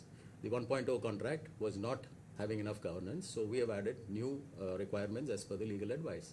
And at that point of time, we had not shared it with any partner. So let me just be clear on what your evidence is. Is your evidence that at this time you were or were not considering removing my client? No. When you say no, that means? We were not planning to remove them. I mean, as I said, we have been talking to Access from July on the new contract, in the sense like the commercials, which never came to any conclusion. So we waited till September, and only mid-September that decision was taken. So all this was preparatory work. A legal contract is an important document. So I want to just focus on what you just said. So you say that you weren't considering getting rid of my client at that point. Absolutely. So when you were thinking about, on your evidence, which we obviously don't accept, you're saying you were just talking about updating the contractual terms. That necessarily was updating the contractual terms of a contract with my client. It's not with your client. How do you perceive it to be your client? It Well, can be with you've anyone. just said you weren't considering contracting with anyone else, so it had to be with my client. Not necessary. How do you infer that? It depends on what revenues we decide finally. That was what was the discussion, right? This is a new contract. The old contract was over. We were discussing a new contract, and I would sign the contract as a principal with anyone who gives me a good deal. That's how business works. Can you make sure you slow down a bit? I'm sorry. Thank you. Once again, Mr. Allen, you're straying. Again, we've agreed I'm going to ask certain points. I don't accept that point that you just tried to put in about the old contract. There was an ongoing contract, we say, but let's just focus. Right. You said that you weren't thinking of contracting with anyone else. The decision was not made at that time. Well, that's not what I asked. You said you weren't thinking of contracting with anyone else. Is that right? I never mentioned that. I said the contract was a draft that is being prepared. Now you're just making me answer something which is not correct. Well, I've just again, you're changing your evidence, aren't you, Mr. Allen? Because I said, and I'm reading from the transcript. So you say that you weren't considering getting rid of my client at that point, and you say absolutely. So your evidence is that you weren't considering getting rid of my clients, yes? The discussion on this new contract never happened. We were working with them. Mr. Allen, please just focus Let me on explain. the questions. So let me explain what is the rationale behind my answer. The new contract was not signed. This was a formality that we were completing for a template, and this was something that we would have signed in case everything went well. And this has new governance requirements. So at this point of time, the existing contract was continuing on ad hoc basis, but it doesn't have any reference to this contract. When you are thinking about entering into new terms, if you aren't thinking about contracting with anyone else, those new terms would have to be with my client, wouldn't they? Not necessary. How do you infer that? Well, I've asked that question a number of times. Yeah, I mean, and I think your answer is that we have to go with your client. It's not necessary. We can go with any other client who has given us a better offer. So then you were thinking of going with someone else? We could have thought anyways, depending on how your client ended the contract. Well, but the simple point is, Mr. Allen, this idea of updating the contractual terms, we've seen at the beginning about the complete case of Access, and at point 4, they recommended the negotiation path instead of arbitration to ensure recovery of the complete operation by BLS. So it doesn't matter how many times you put this story forward, these words show that the story you're putting forward is just fundamentally false. So there were two parts to it. One was on the contract. The other part was with Access, where we had certain issues with non-payment. So the suggestion there given, which is a transcript by Anne, I mean, again, she's not legal. What she's understood, she has put it on that email, is that with the current Access issues that we're facing, it's better we get into a negotiation, and that's what we were doing. So I guess it's clear. But a moment ago, you just said that you weren't thinking of going with anyone else, and now you're suggesting that you were thinking of going with someone else. Now you're not kind of allowing me to explain what I said multiple times, so I'm sorry, I don't have any more explanations on this. Now, I suggest to you, Mr. Anand, that the evidence that the negotiations that started in July were genuine, that is just false evidence, isn't it? That's your inference. Or is it right? We didn't get any price or new rates from them. Is it right that your evidence is false? Sorry? Is it right that your evidence is false? My evidence, where did I say that it didn't end there? I mean, what are you referring to? Can you show me the document, please? Well, I mean, we can go back to it. I went through it with you at the beginning. You Obviously. confirmed your evidence. Please let me know which document is Well, it. if we go to 1040, the trial bundle,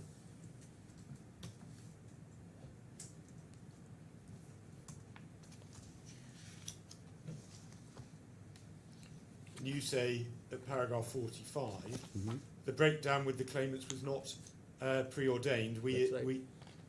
Sorry, do you have that? That's Do right. you remember that you confirmed to me that you were saying that the termination was caused by matters that came afterwards? That's right. So I suggest that that evidence is is false evidence. Is that right? Not necessarily. There were many incidents that led to this decision, which is mentioned there. But the point is that before you even got into a negotiation in July, Mhm. you'd already decided to get rid of my clients. So that's your inference, as I said. I'm sorry. Well, and I know it's probably time for a break in a moment, looking at the time. I'll just finish on this. We'll wait for a convenient point. There's no mad rush, so I'm grateful. whatever point seems right. Now, you're aware, aren't you, that Mr. Sahu, Ms. Curian and Mr. Tiara have given similar evidence, Mhm. and all of you are on this email chain, yes? On which email chain, sorry? On the 9th of June email chain. If you want to get it back up, it's you Yes, go to please. the supplemental bundle again at 1571 to 1572. Mm-hmm. Now, have you discussed your evidence about this email with any of the other witnesses? No. Well, when I asked Mr. Sahu about that, he says that he discussed it with you all. He said I was the one who informed everybody that what was the exact case which happened, that particular instance. So his evidence was you had discussed it. Have you forgotten that conversation? Which conversation was he referring to? Sorry, can you explain that again? Well, are you able to get the transcript up? Sorry, are you talking about discussing it then or discussing it just This in week. the course of the trial? This week. You're talking about this week, no? This week. No. Are you able to get the transcript up? Not on the screen. Okay.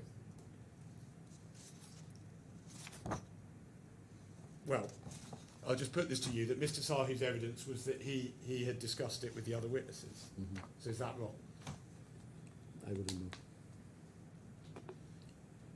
And so you're aware, aren't you, that BLS has tried to keep this document out of the, it has tried to stop the court from taking this document into account? That the legal team would be able to explain. I do not know about it. And yet, in those circumstances, you haven't discussed this with any of the other witnesses. No. It suggests that the true position is that you did discuss it between you.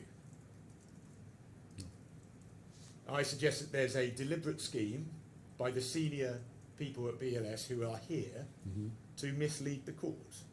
Do you accept that? No. That would be a good moment. Right. And we're going to stop for 15 minutes. Thank you. So in the meantime, don't talk about the case Sure. to anyone. Sure. Thank you. Thank you.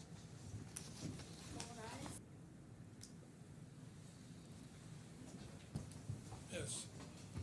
Thank you, Your Excellency. Hello, Mr. Anand again. Now, we were discussing before the break the question of whether you've discussed your evidence in relation to the 9th of June email, the lawyer email, with the other witnesses. And you recall you confirmed, didn't you, that you said you hadn't discussed it with anyone during the trial? That's Yes. right. Yeah. Well, I do want to take you to the transcript, and hopefully, Your Excellency, it's been prepared for you, I think. So this is day 4 transcript. Is Your Excellency in the PDF or? That's beyond my pay grade. Sorry, I- in Word. I see. I'm in Word, I think, yeah. Very good. Well, it's internal page 156. Yep. And do you have that? Yes. So excellent efficiency, if I may say so. So we can see at the end of page 156, I asked Mr. Sahu about whether you've discussed your evidence with the witnesses, and then His Excellency rightly asked me to clarify my question. And I asked whether there was any discussion during this week, and then this is over into page 157, and then at line 9, Mr. Sahu says, in fact, when the discussion happened, I was the one who informed everybody what was the exact case which happened, that particular instance. So why this action would have happened at this time, and how it indecipherable across the regions. And I asked, sorry, when you say at the time you informed them, do you mean this week you informed them, and he says, let me repeat, and then I say, you say, in fact, when the discussion what happened, I was the one who informed everybody. He says, correct. Then I say, at line 20, when was this discussion you're talking about? And he says, I think this is during the trial. So Mr. Sahu says that he has discussed this evidence during the trial. So how has Mr. Sahu explained that, and you've just turned around and said that you didn't discuss it with him?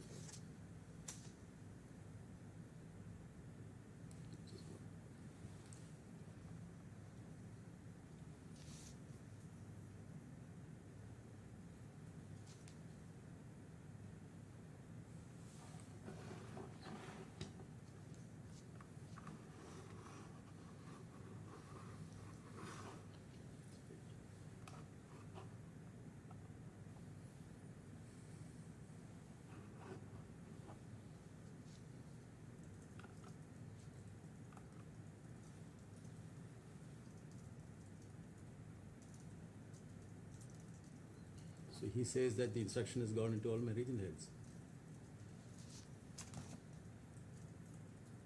I'm sorry, do you mind repeating that? I didn't So he says the instruction has gone into all my regional heads.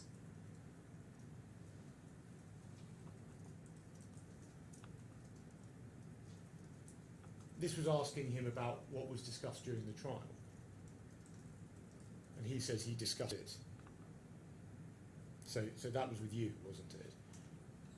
No, that was not, I think, the information that he meant. He said it was during the time when we had this discussion. It was during the time when we were discussing this with all regional heads. I can't see the trail mail to that. I mean, I don't know how it can be opened. Well, this is Stranad. Mm-hmm. He says that he has discussed the trial, i.e. last week. I'm not able to see that here. Which line are you referring to? Can I see the line before? Page below? 157, line 21.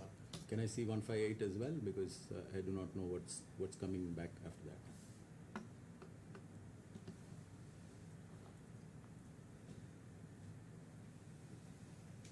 Discussion will increases to trial. No, I can't comment. I guess he didn't get the question right, because I remember we had spoken about this to the regional heads to start collecting information from their own regional lawyers in terms of the contract. Well, Mr. Anand, Mr. Sahu was clear that it was during the trial. I suggest that the reason you just said that you hadn't discussed it with him Mm-hmm. is because you didn't want the court to know that your evidence has been coordinated. Isn't that right? Not at all. I mean, I said what I remember. Now, let's move on from that. I've covered most of the purported negotiations in July onwards with Mr. Sahu, and including about the claimant's willingness to negotiate. So I'm not going to ask you about that. But I want to pick up on one particular point that you make. And this is at page 1034 of the trial bundle.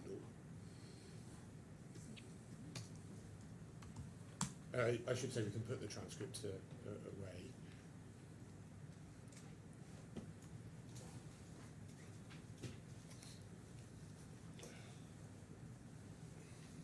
Now, paragraph 21,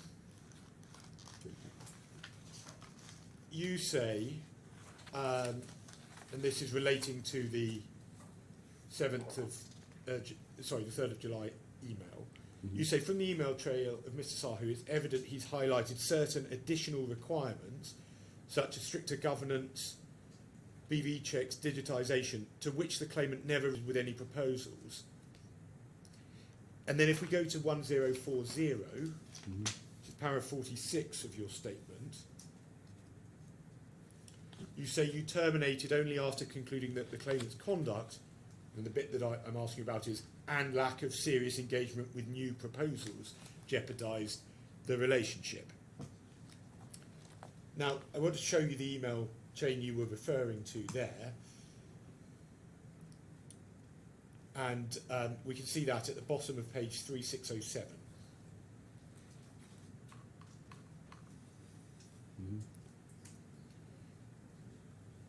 And do you see that Mr. Sahu refers to a few changes in the new contract as below? Those are the points you picked up on, yes?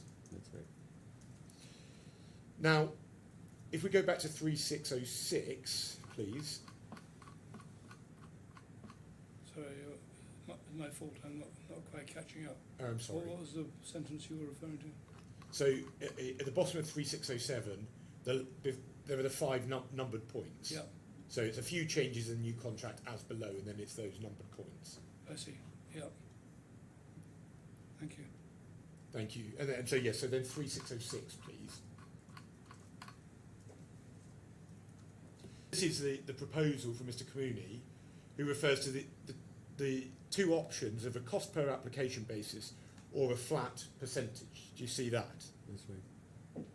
So both proposals, therefore, are on the basis of those new requirements, aren't they? So he has given a proposal, but that was not the final that I think it was agreed on.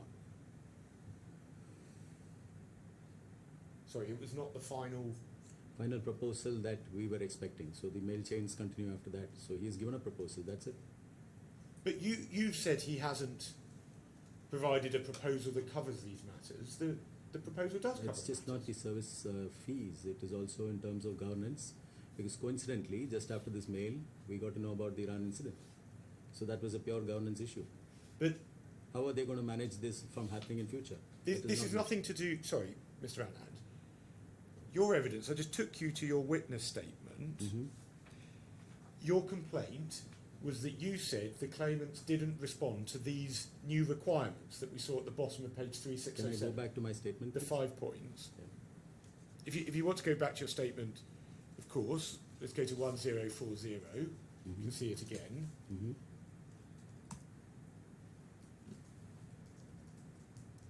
So you refer to lack of serious engagement with new proposals, and we saw that you referenced that at page 1034. That's right. Just give me a moment. On 45, I've also mentioned about governance, which covers data breaches. Right, I'm not asking you about governance, That's and I've dealt with that with Mr. Sahu. Mhm. I'm asking you about the allegation you've made Mhm. that there was a lack of serious engagement with new proposals. Mhm. And if we go to 1034, which is paragraph 21, Mhm. we can see the specific complaint you make. That's right. It's evident that he's highlighted certain additional requirements such as stricter governance / monitoring of VAT, BV checks, digitisation, to which the claimant never responded. And you are specifically referring there to the email from Mr. Sahu raising those 5 points, That's right. and you say that the claimant didn't respond. They did not respond to all the points that is expected here. So we could go back Mhm.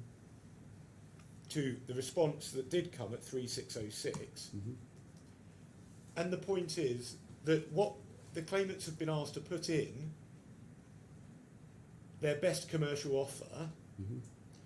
and they provided a price which covered all of those points, didn't it? No. Where is the governance in this? But if you go back to 3607, Strict governance, monitoring of WAC management by BLS PMO office. Where does that cover that?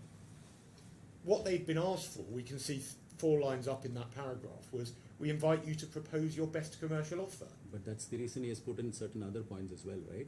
So it doesn't cover the complete proposal. But in that email, there is simply no request for a paper on dealing with these requirements. These are put in there Mhm. for the claimants to provide a commercial offer. And So that's that- what they've done, isn't it? That's point number 1, but what about the point 3, point 4? How are they going to address that? Well, if we look at point 3, Mhm. what it says there is strict governance / monitoring of VAT management by BLS PMO office. Mhm. Point 4 is BV checks, Mhm. approvals from missions before engaging staffs. So that's just explaining the premise on which the commercial offer is to be given, isn't that right? No, it had to cover that as well. Because just after this incident, on the 10th, you all know about the But, sorry, database. you want to talk about that, Mr. Allen. I told you I've dealt with that with Mr. Saar. No, but that has correlation to This this is- as well. No, this... I think if it is necessary to understand this witness's answer to the point you are raising, Yes. You must be allowed to refer to it. Do go ahead, Mr. Allen. Yeah, so thank you, my lord. We have been having issues of governance, and that's something that we wanted to correct, and that's why we wanted to know how are we going to manage it better. Governance is not only operational, the financial governance as well, which is what is stated in my witness statement. So since I manage the operations much more, So you're suggesting that email we just looked at was talking about the Iran data breach? it's just not the Iran data breach. We have had incidents, if you go back to the witness statement of Khalid, there have been terminations of staff which was not even reported to us. In Lebanon, in Saudi, they've taken decisions. The Iran breach, they've taken a decision. None of us were involved. Well, that you didn't know about that at the time Yeah, that but this email was written. Even if they don't tell us, how do we know? Well, then, we can see the response at 3605, going back into 3604 from Mr. Sahu. Mm-hmm. And he says, thank you for your price proposal. It's been working with you for the last 6 years. It would be our priority to sign the next contract. But the commercials shared by you are nowhere near close to the proposals received from the other interested partners. Been asked by the management to offer you another chance to resubmit your proposal with your best and final offer. So, Mr. Sahu wasn't saying, and it wasn't the case, was it, that the claimants hadn't provided enough information? Mr. Sahu was more on the discussion on the strategic level. My role was more on the operational level. So what I have said in my witness statement, they have not given me any confirmation how is the governance going to happen in the future. That's all I mentioned.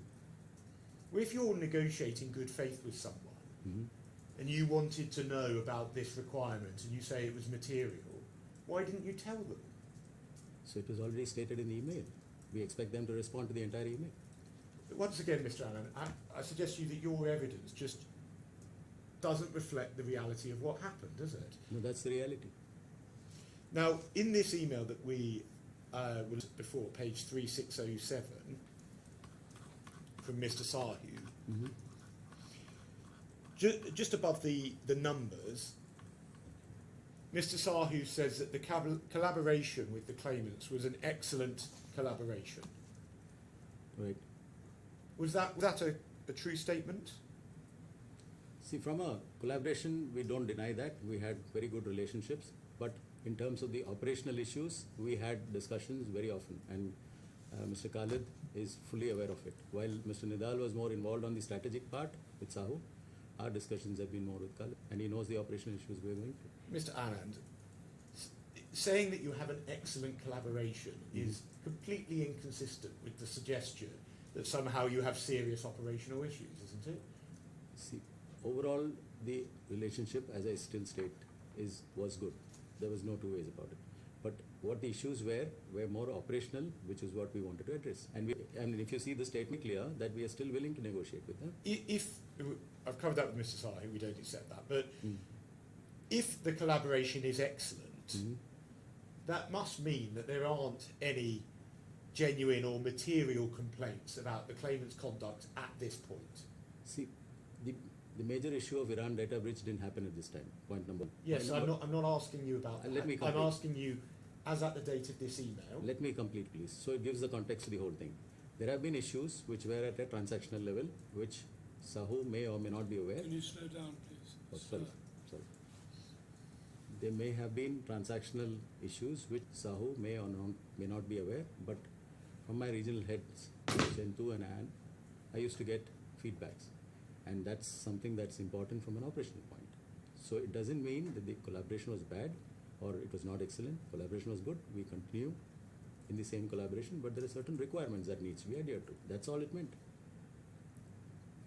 So I'll ask you again, the point is, if it was an excellent collaboration, as Mr. Sahu said, then there just can't have been any material complaints at that time, as at the 3rd of July, can there? There could be. Why not? Well, because Mr. Sahu wouldn't describe it as an excellent collaboration if there were. We didn't want to state issues here because the issues are already known to them. There were payment issues, there were operational issues. But those are things that doesn't happen on an email when you ask for a proposal, right? So was that are you saying it was misleading to say No, it was not excellent misleading. collaboration? I still say that we had a good collaboration. We could have continued if these things were corrected. And you, when you read this, it's an excellent collaboration, you don't email Mr. Sahu and say, well, you've got this wrong. I don't have to correct him on what he's written. That's what it is. Now, in relation to payments, I'm going to discuss the specifics with Mr. Gupta tomorrow. Right. But I just want to pick up a couple of points with you. You are aware, and you must accept that there were sanctions on. Right. Do you accept that sanctions in a country are likely to make it much more complicated to transfer money? Possible. Do you accept that the Lebanese banking system collapsed in 2019? Possible. Possibly. 2019, I know about it, yeah. So it did. Yes. And that would also naturally cause significant problems for someone trying to transfer money. Not always. It could have happened for a certain period of time. Well, you know, don't you, that there have been de facto capital controls in Lebanon since 2019. Mm-hmm. So if you have de facto capital controls, that surely makes it hard to transfer money. Agreed.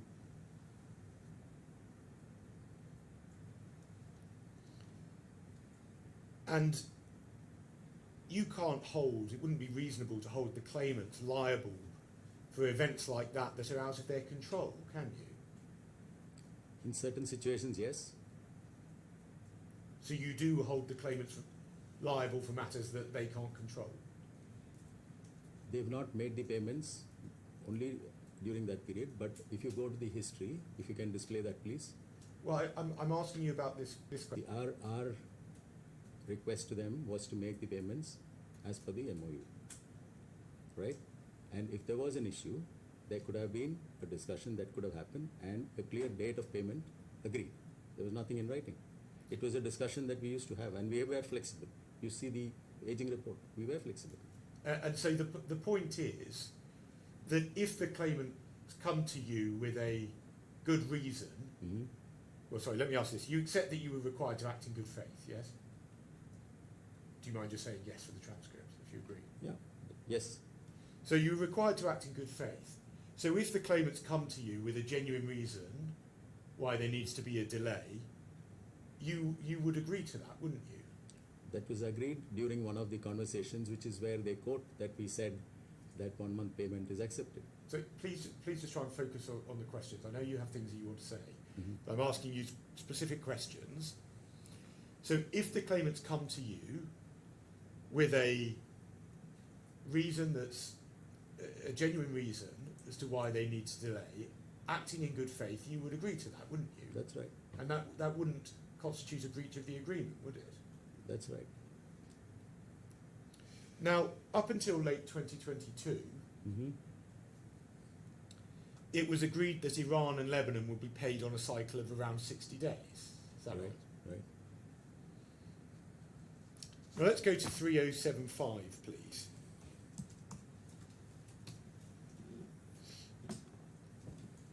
These are your points of discussion following a meeting, a call on the 1st of September, yes? Mm-hmm. Now, at point 4, you say this: Access Group will streamline all delays and ensure payments are made on time going forward, while locations like Saudi was not an issue. So that makes clear, doesn't it, that at the time there was no issue with late payments in Saudi. At that point of time, there was no issue, but on and off, we used to have an issue. And then what we see is that at point 1, BLS raised the concern of payments not being made within the 30-day schedule by Access. Mm-hmm. And then at point 2, in some cases the delay was beyond 2 months. Mm-hmm. 3, requested BLS payments made on completion of month. And then 4, Access Group will streamline all delays and ensure payments are made on time going forward. We've then seen this point about Saudi, but then it then says locations like Iran, Lebanon, etc. would be streamlined in a couple of months. So what you're talking about here, Mr. Anand, is that there had been an arrangement where it was around a couple of months for Lebanon and Iran, and so this meeting was about reducing that towards around 1 month. That's right, isn't it? I don't recall exactly, but we had raised this issue where they said that Saudi, we don't have an issue in payment, but Iran, Lebanon, for whatever reasons that they mentioned then, will be streamlined in a couple of months. Yes, so it's saying gradually they will deal with that issue. That's so right. that instead of it being over a couple of months, it would be over approximately 1 month instead. Is that right? That was probably the understanding at that time. Now then at point 5, the BLS team raises the delay in the payment of one-time fee of €25,000. Now, Dollars. I'm sorry, thank you, dollars. Now that was one of the COVID payments. That's right, isn't it? I don't recall at this stage what that payment was for. There was some payment that was agreed, but that was not done, which was a reminder that was mentioned in that discussion. Now, I imagine you accept, don't you, that the claimant's business was very badly affected by COVID, wasn't it? Is that a yes? It was for all, Yes, including them, including us. yes. And all of the money, including fixed fees from COVID, they did eventually pay you, didn't they? I'll have to check back to my finance team. Possibly they paid. I don't have the update. And so the point was, this was a discussion about a payment arising from an extraordinary time, wasn't it? I don't recall when the invoice was raised, but I remember very clearly that we had discussed about a fixed fee, which was USD 25,000, and Nidal said he will pay and he cannot give us a definite time, and that's what is mentioned here. And it was obviously, COVID was obviously something that was outside of the claimant's control, wasn't it? That was the same for us as well. But that was why, acting reasonably, the parties agreed to that the payments would be delayed. During that period, yes. Now, if we can go to paragraph 7 of your statement at 1031, please.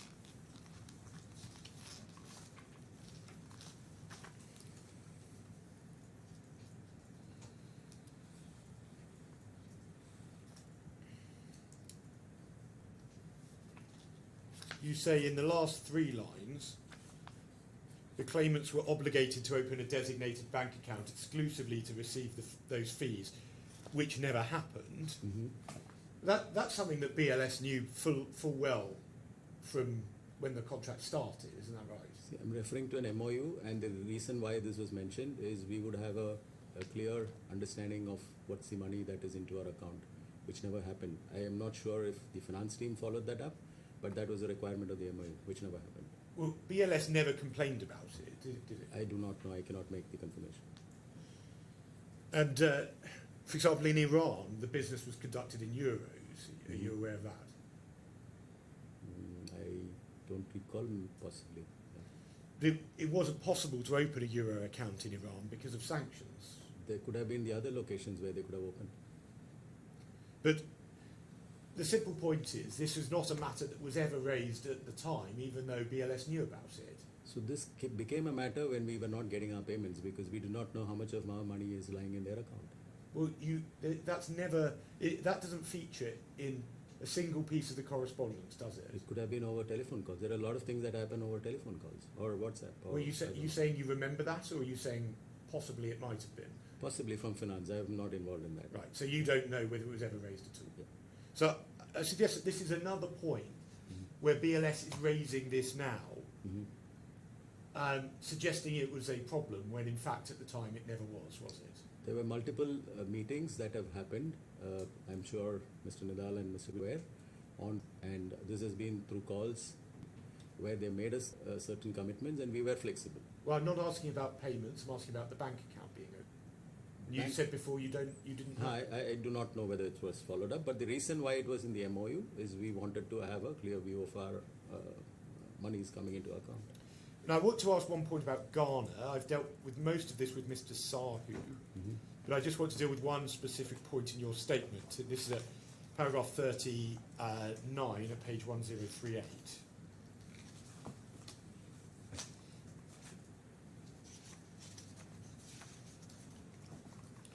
Now, you say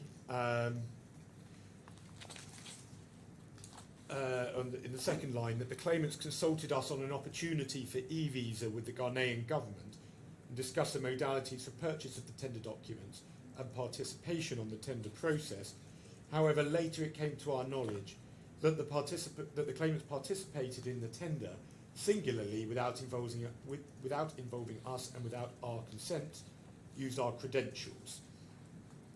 Now, you refer to a document here that you exhibit, and that's at 2859 of the trial bundle. We get that up.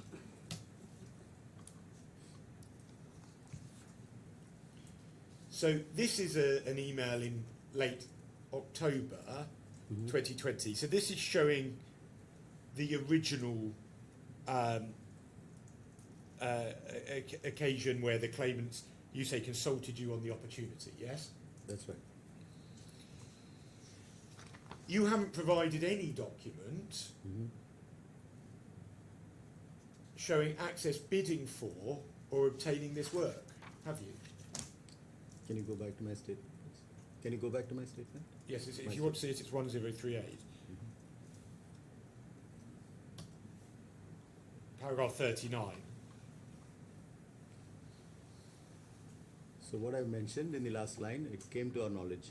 I don't have any documents that states this, but the person who was responsible for it informed me that they went ahead with the tender on that one. So this is just second-hand knowledge? I mean, I don't have a proof to say that. Yes, and as it's been confirmed by the witnesses on this side, you've just got it wrong. It just never happened, did it? I wouldn't be able to confirm, but as I mentioned, it came to our knowledge. That's it. And you say now, you say that it's... Sorry, give me one moment.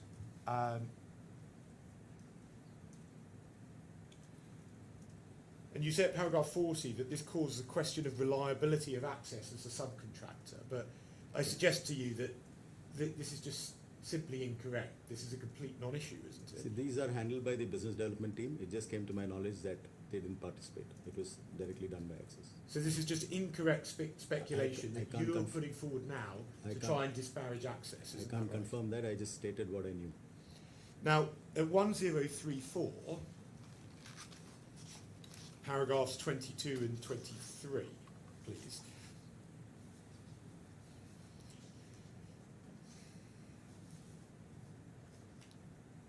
And you refer to certain allegations here. Now, I deal with the substance of the allegations with Ms. Curian, and I've dealt with one with Mr. Tiara as well already. But I want to just ask about your understanding, because at 22, you say we'd received indications from our ground staff that Access might be providing certain value-added services at the VACs without processing payments, yes? Right. And you say that constituted a breach. Paragraph 23, you refer to complaints relating to appointments under fake names or block booking to operate walk-in or priority slots. Yes. And then you say at paragraph 24, as a result, we proposed stricter compliance, centralised booking oversight, more direct monitoring, and a better daily reconciliations. Access seemed reluctant. And does that remain your evidence? That's right. Well, let's go to, if we may please, to page 1048, which is Mr. Tiara's statement.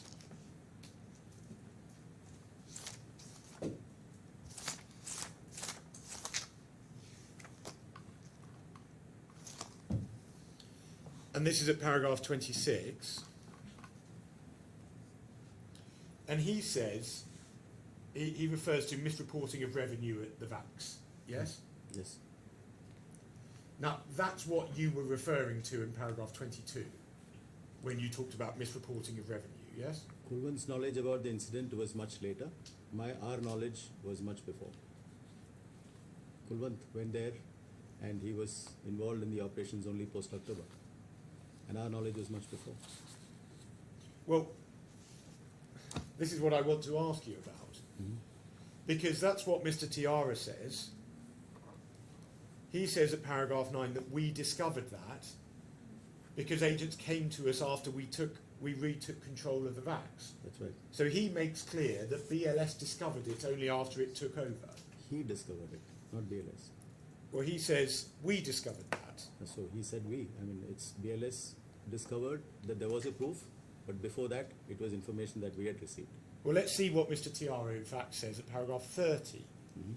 He says, had BLS discovered such conduct earlier, I'm quite sure from my discussions with BLS's management that they would have insisted on corrective measures. So he's absolutely clear that BLS's management only found out about this alleged issue after the takeover. Isn't that right? This is the corrective measure that we are insisting, better governance. Well, let's look at page 1124 of the bundle, please.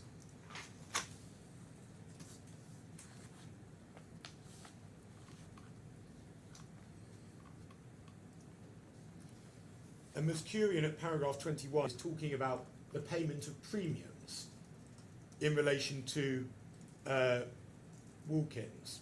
Which paragraph is it? Sorry. 21. Okay.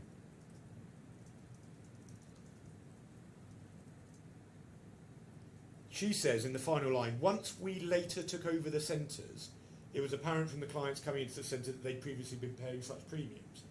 Well, I'll ask her about that allegation. But once again, Ms. Curian is quite clear that even on BLS's case, this was only something they discovered afterwards. Isn't that right? So this was Korean's statement that when she had taken over, she realized this, that there were actually no-shows which was being converted. But what we got to know is much before, and that's why I keep stating that in the month of July, when we asked for the commercials, we also mentioned governance. Well, let's go back to what you said at 1034.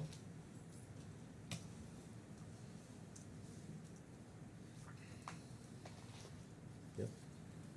We propose stricter compliance, centralised booking oversight, more direct monitoring, and better daily reconciliations. Access seem reluctant. So paragraph, is it? Sorry, paragraph 24. There's no correspondence where you proposed that. This is just made up, isn't it, Mr. Anna? Not necessarily. We have had conversations on this. Korean would be able to give you clarifications, but there has been reluctance. She was not even allowed to enter into the VAC once, and there was a 1-hour discussion between Khalid and the Korean. So she will explain that to you. Are you referring to Mosfer Ahmed? Sorry? Are you referring? No, there was another case, which is in Korean's statement. Well, I can ask her about that. But the simple point is that Mr. Tiara's evidence and Ms. Curian's statement both make clear that these matters were discovered only afterwards, and you've pretended that it was an issue beforehand, haven't you? So I can divide that question into two. You are confirming that this was actually happening when they had visited, but in my case, what I mentioned was that we were getting to know there was some operational irregularities. And that's why we wanted a better monitoring system. And this is part of the pattern in your evidence where you are making up incorrect grounds to try and support BLS's actions when there's no truth behind them, is there? Not necessarily. Now, it's right, isn't it, that BLS has had a policy of seeking to remove subcontracting partners, isn't it? When there is gross irregularities, yes. No, regardless of that, for BLS's own purposes. Not necessary. We still work with partners. But there is a policy of trying to remove them. No, that's your inference. So, again, just to summarise, this was the reason why my clients were removed was because BLS intended all along, from prior to July, much earlier than that we say, but at least from prior to July, to take this market in Saudi for itself. Not actually. Now I just want to ask about your WhatsApps. Mhm. It's correct, isn't it, that you said you would search your own WhatsApps as That's part right. of the production process? That's yeah? right. And you understand that BLS was then asked by the court to have the lawyers, Emirates Legal, search your WhatsApps, yes? That's right. And you've refused to provide them. That's right. Do you know that Emirates would only disclose documents that are relevant to this dispute? But I was not okay with them searching my phone, which has personal data. Are you suggesting you don't trust Emirates in their review of your phone? I didn't say that I don't trust them, but I don't want to share my personal data with anyone. What's on there that you're concerned about? Well, that's improper. Or what is the concern? I don't have to share that with you. What's the genuine concern you have? There are a lot of personal data, and I don't have to share what personal data is. Now, if we go to your statement on this at 1674, which is at supplemental 1674,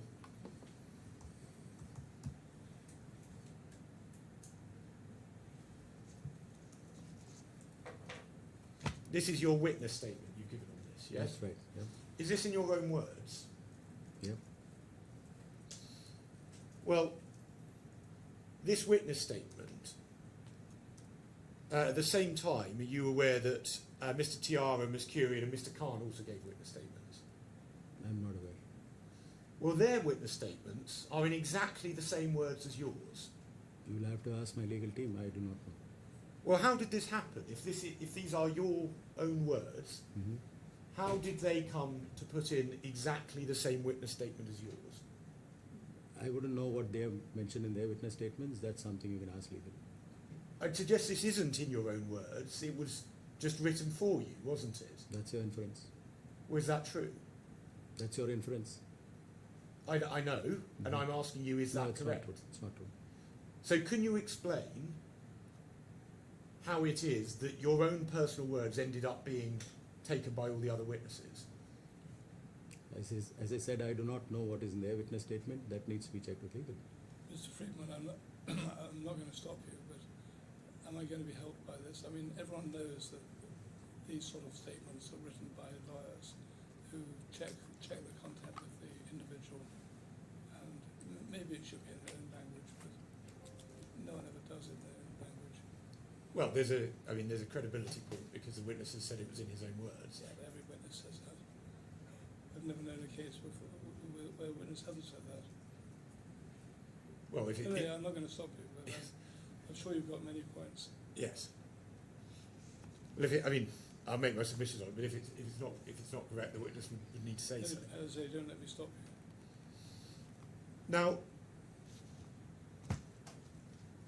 you use WhatsApps for work, don't you? Sorry? Is that a yes? Yes. Yes. In fact, you use it on a widespread basis, don't you? Not for official communications, but just to give a consent on something which could be a travel or something which is emergency. Otherwise, it's an official email. Well, we've seen there was a WhatsApp chain involving you and Miss Curian.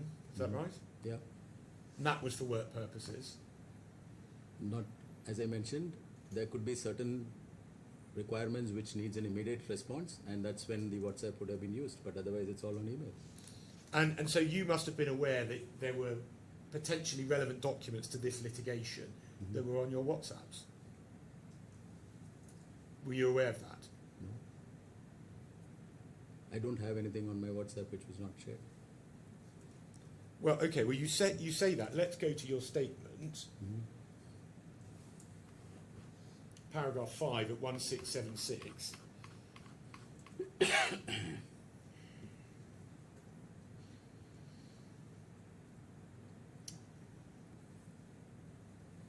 And you say any messages from the relevant period that were not responsive have been handled in accordance with my personal data management practices, such as periodic deletions for storage reasons.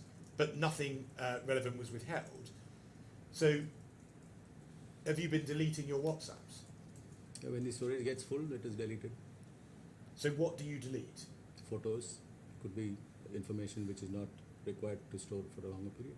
Do you delete WhatsApps? Yes, if the storage goes high.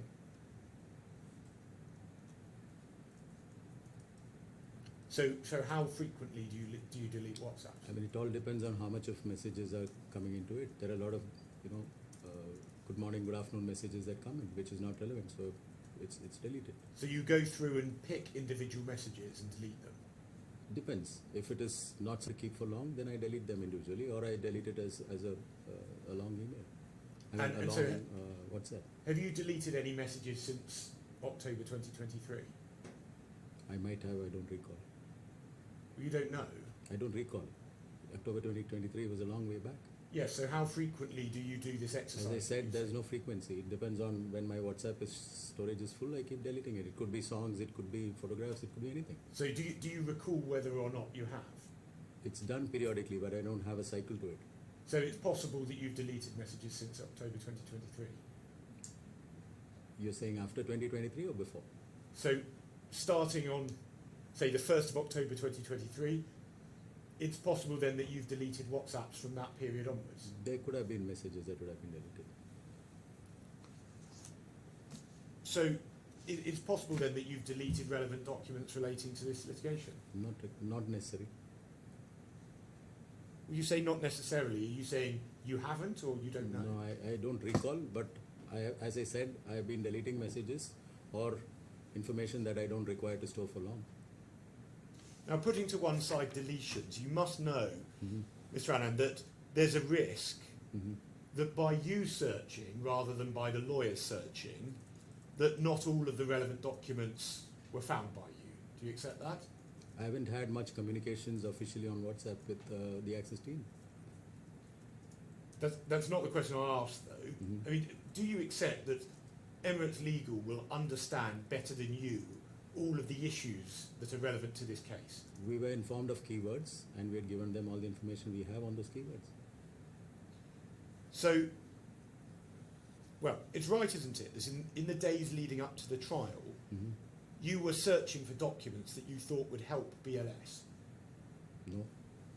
Well, let's look at Supplemental 2136.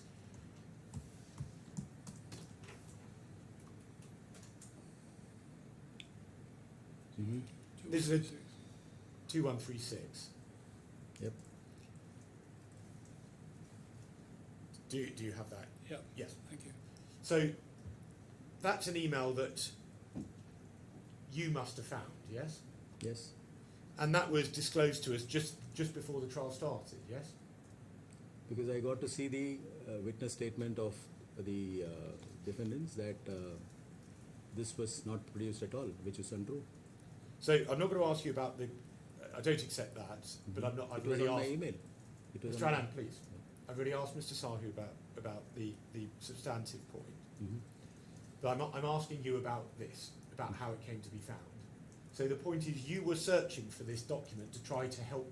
You thought to try to help BLS, isn't that right? No, it had relevance to the case and it had relevance to operations. So the point is, where you think something's helpful to BLS, prepared to go searching for documents. It was on my email. So you went searching for it. When the witness is saying that we haven't provided documents, which is incorrect, I had given this document. As I say, we've already covered with Mr. Sahu whether it's correct or not. But there's a real difference, isn't there, Mr. Anand, that I suggest that when you thought it was going to help BLS, you've been prepared to search for documents on an ongoing basis. And when you think it's going to be unhelpful to BLS, you've claimed that you've said you won't look for documents. I'm Isn't that sorry, right? these are two different situations and what you state is incorrect. This is an email which has reference to operations which had been shared, which they mentioned that was not. The second, you're talking about my personal device, which is not an official communication.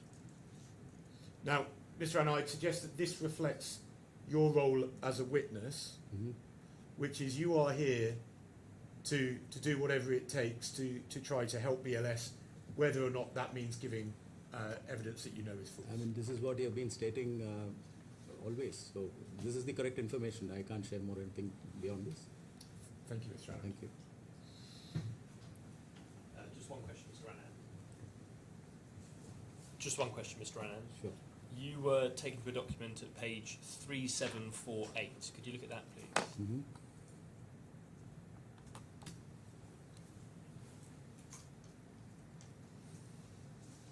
Yes, This is a string of emails with Blueberry Travel setting up passwords, that's right. and this is in August 2023. That's right. The people to whom the user accounts, so it's not passwords, it's logins, seem to be Paul, Bridget, Linda, and Pankau. Do you That's see right. that? That's right. And you gave a response about the logins occurring in October Mm-hmm. 2023. Would you look please at 3909?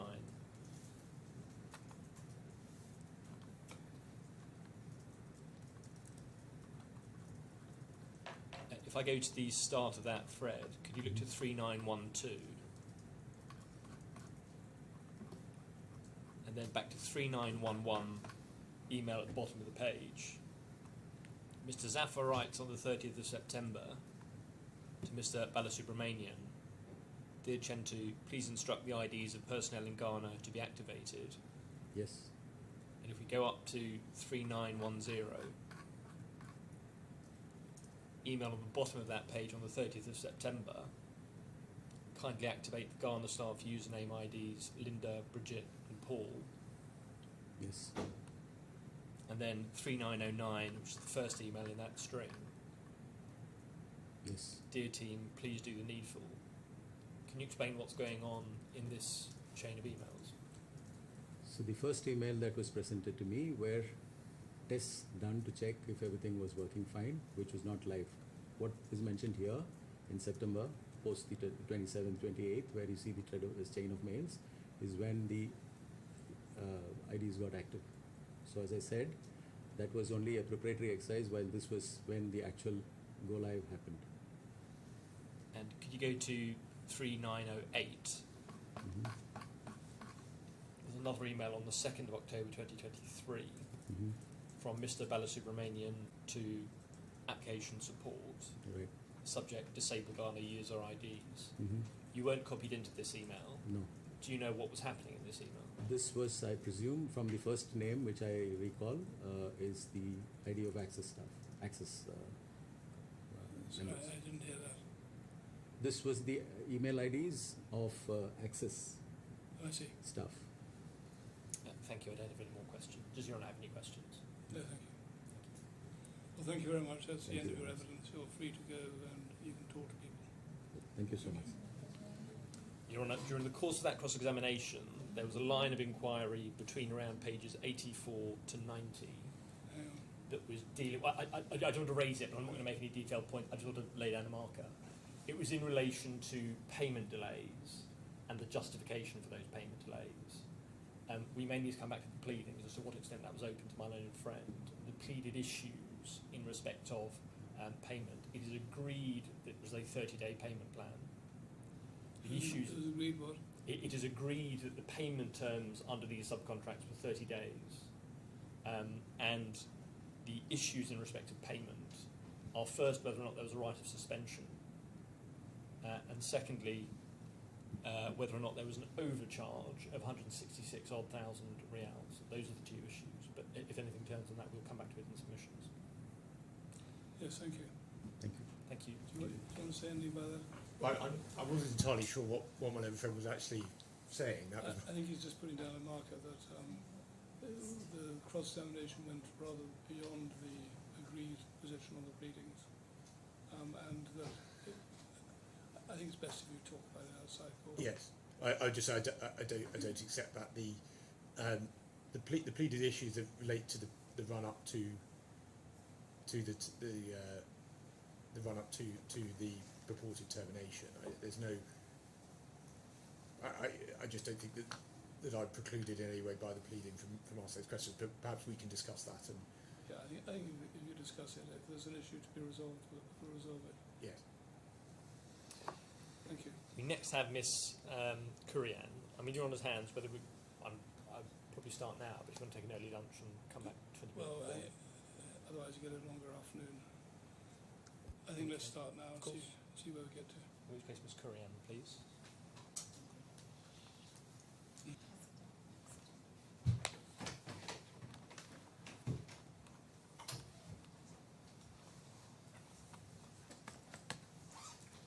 Can I just ask, is it likely that Ms. Curran will take the rest of the day?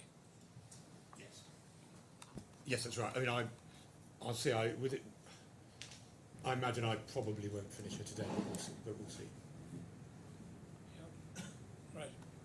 I don't think I would go much over into tomorrow, but I'll have to see how I go. Thank you. Good afternoon. Good afternoon. Please can I confirm whether you would prefer to swear on oath or by affirming? Affirming. Can you please confirm your name and occupation for the court's record? My name is Anne Korea, and I hold the position of regional head with BLS International. Please repeat. I affirm I affirm that I will say nothing that I will say nothing but the truth. but the truth. Thank you.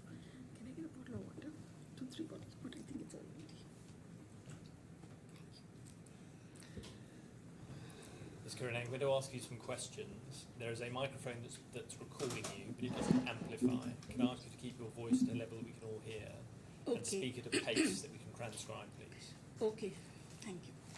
Would you look, please, in the main bundle at 1050?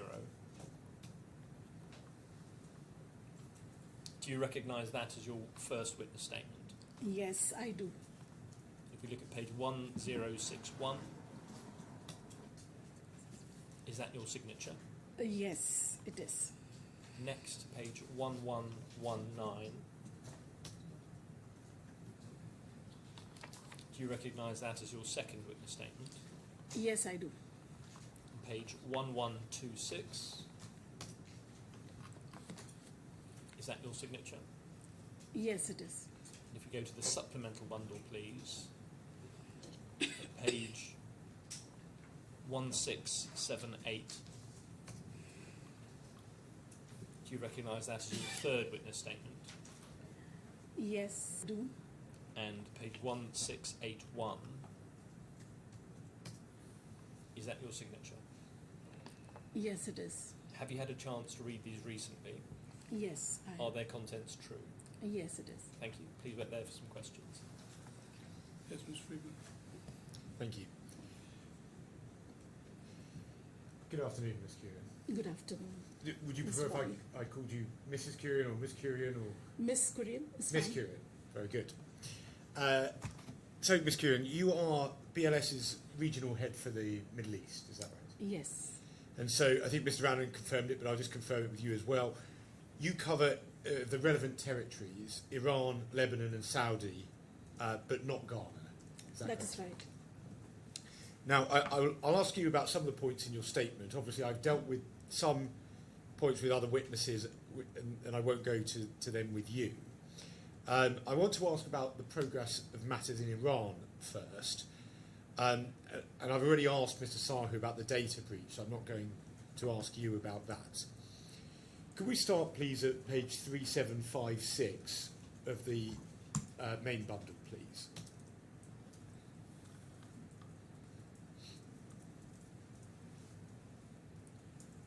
Do you see this at the bottom of the page? This is an email from you to Zara Torkerman.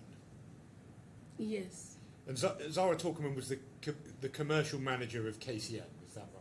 that's right. Now, it's correct, isn't it, that you had been emailing KCM prior to this exchange? There has been discussions on calls about identifying a partner, and we, because as a backup plan,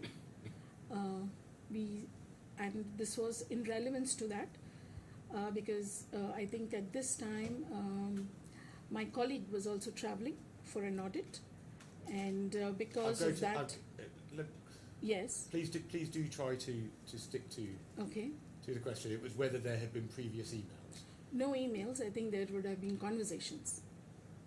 Well, let's look at that.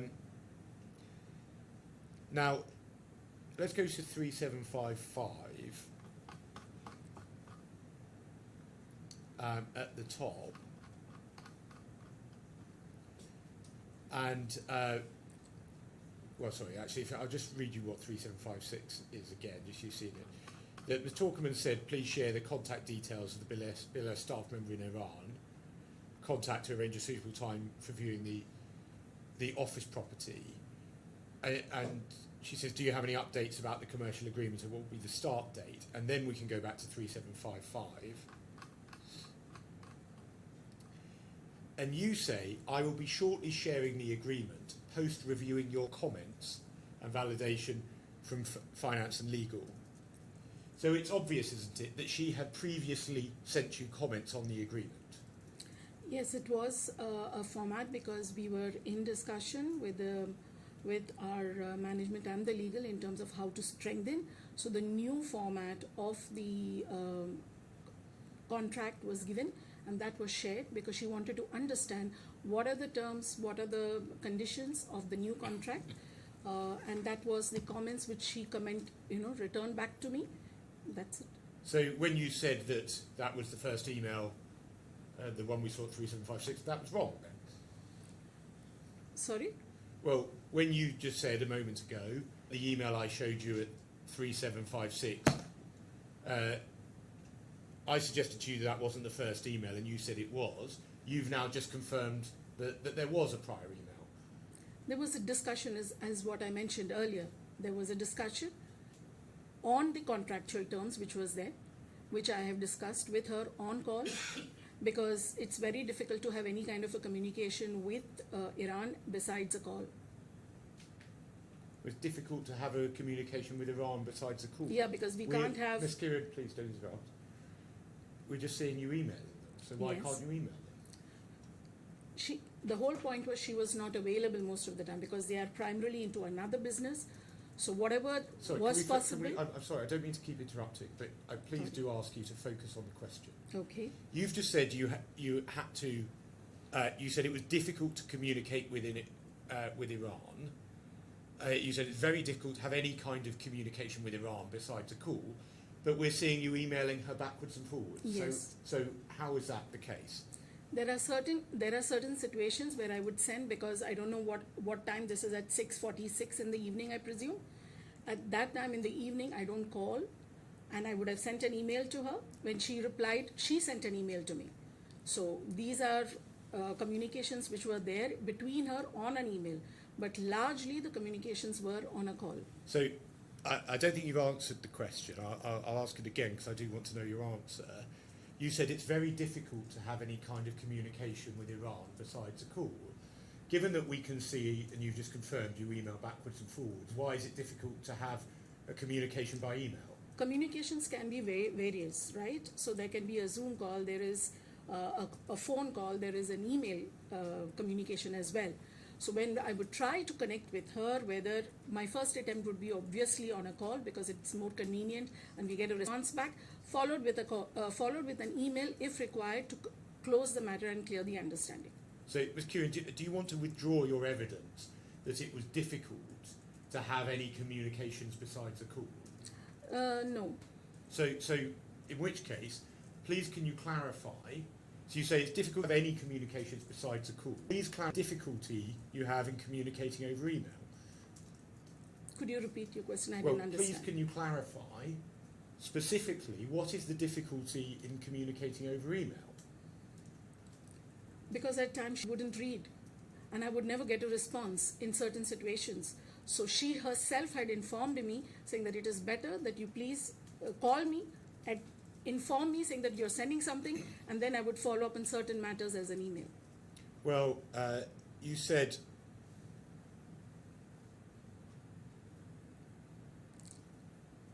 the difficulty was in communicating with Iran. You were suggesting before it was something to do with the situation in Iran. Now you've changed your evidence, haven't you, to try and say it's something to do with Ms. Talkerman? No, I didn't. So, well, let's look at this, for example, at 3756. The bottom, you email her at 11:01 BST, and then at just above that, she replies to you within 5 hours, doesn't she? Sorry, what is that? So you can see your email is at 11:01 on the 18th. Right. Then above that, at 3755 at the bottom, she replies to you within 5 hours. And then you wait until the next morning. If we go at the bottom of 3754, 6:46 a.m. you send her an email. She responds to you within 3.5 hours.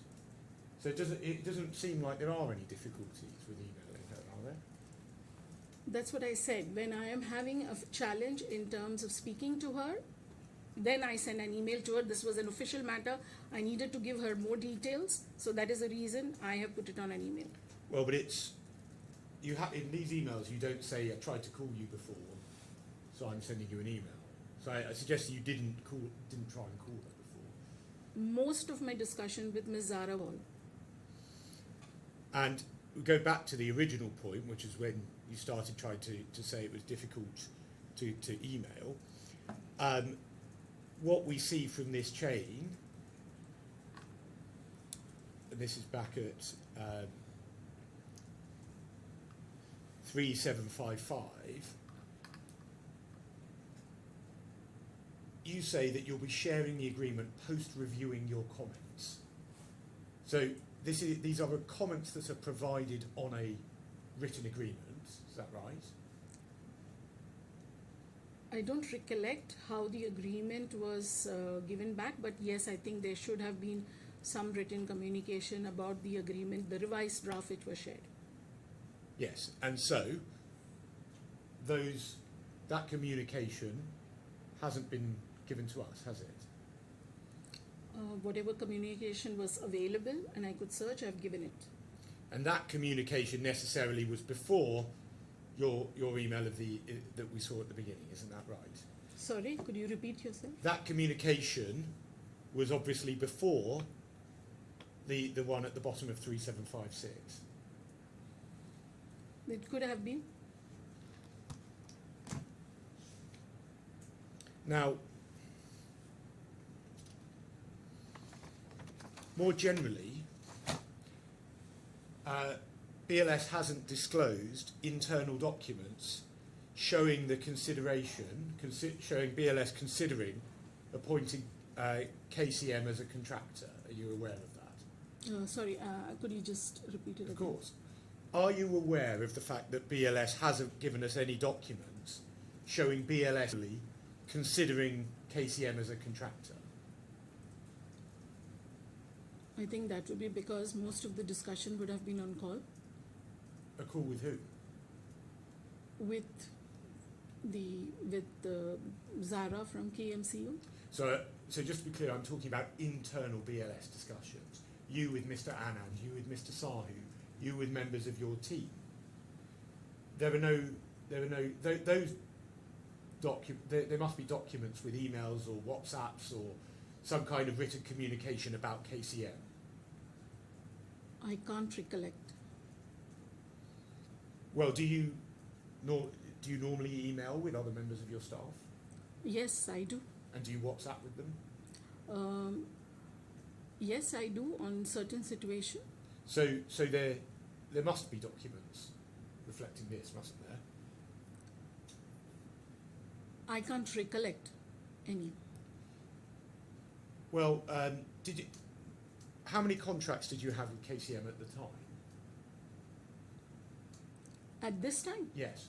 At this time, which is 19th August, I don't think we had any contract at this time. So this was a new subcontractor.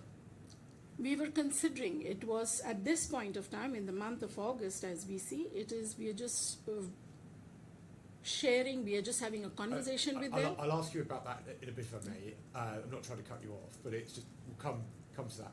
I'm just saying that so at that time, then you weren't already contracting with them on another project. No, we were not contracting with them on another project. So this was a new partner you were having to, a potential new partner you were having to consider. It was a potential partner. But the point is you had to consider them, didn't you? Because they were new.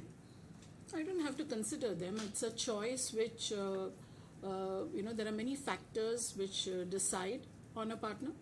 So it's just an exploration process at this point of time, and we need to have multiple discussions for the same. So it's an exploration process at this point of time. So you'd have to put out a tender to KCM, wouldn't you? No, I don't think we have a tender process for identifying partners.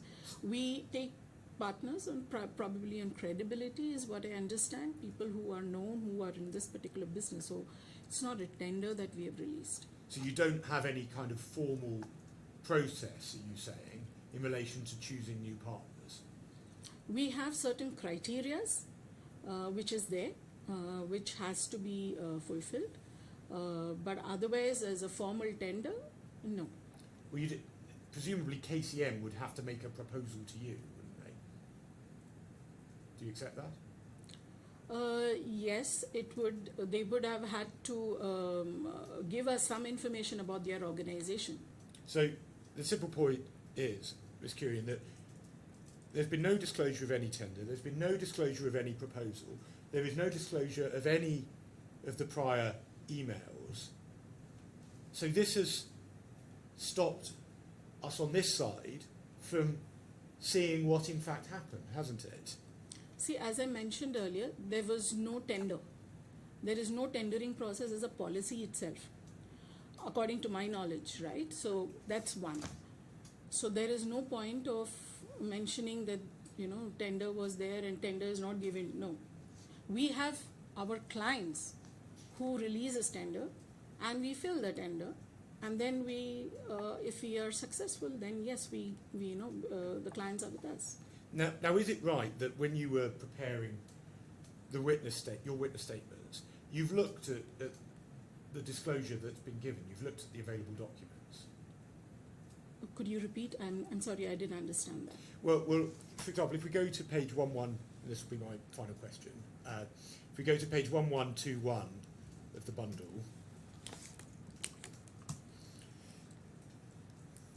paragraph 8, This first or second?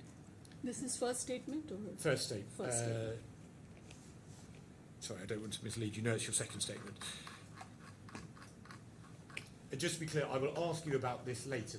I'll ask you about the substance of it later. I'm just giving this to you as an example of how you refer to I'm sorry, which point are you referring to? first line of paragraph 8, starting as he points out. Do you see that? As he points out, yes. And then you refer to a spreadsheet and an email. So you've looked at the documents that have been provided, haven't you? Yes. And so it must have been obvious to you that there is correspondence relating to Iran, relating to KCM, that hasn't been given to us. No. What about all of the documents that we just discussed before that haven't been provided? Which documents are you referring to? Or any of the prior emails, the proposal from KCM, for example? We have shared whatever emails were there. I have already shared it. Well, I suggest that BLS has seen that there are missing emails and it's deliberately decided not to rectify this. Is that right? No, I do not agree with that statement. That would be a convenient moment. Yes, thank you. We're going to resume stop now for an hour for lunch. Resume at 2 o'clock. Can I ask you not to talk to anyone about the case, please? Yes, Okay. Thank you. Thank you.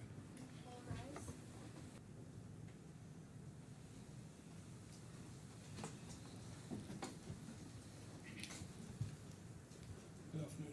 Good afternoon. Yes. Thank you. Good afternoon, Ms. Good Ms. afternoon, Mr. Bobby. Now, it's correct, isn't it, Ms. Kurian, that Ahmed Mostafa was sent to Iran to help with the transition of operations there? Yes. And he was a BLS employee?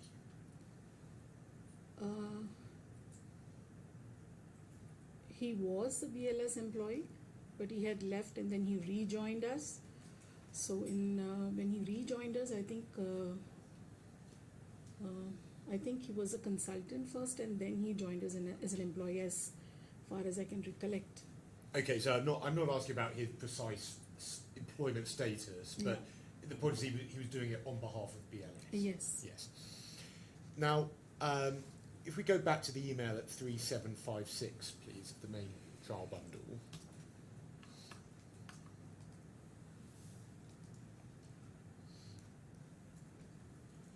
And at the bottom where you say, our colleague is visiting Iran this weekend, that is him, is that right? Sorry? That's Ahmed Mustafa. Yes, it is Ahmed Mustafa. And so you organised this visit? Yes, I did.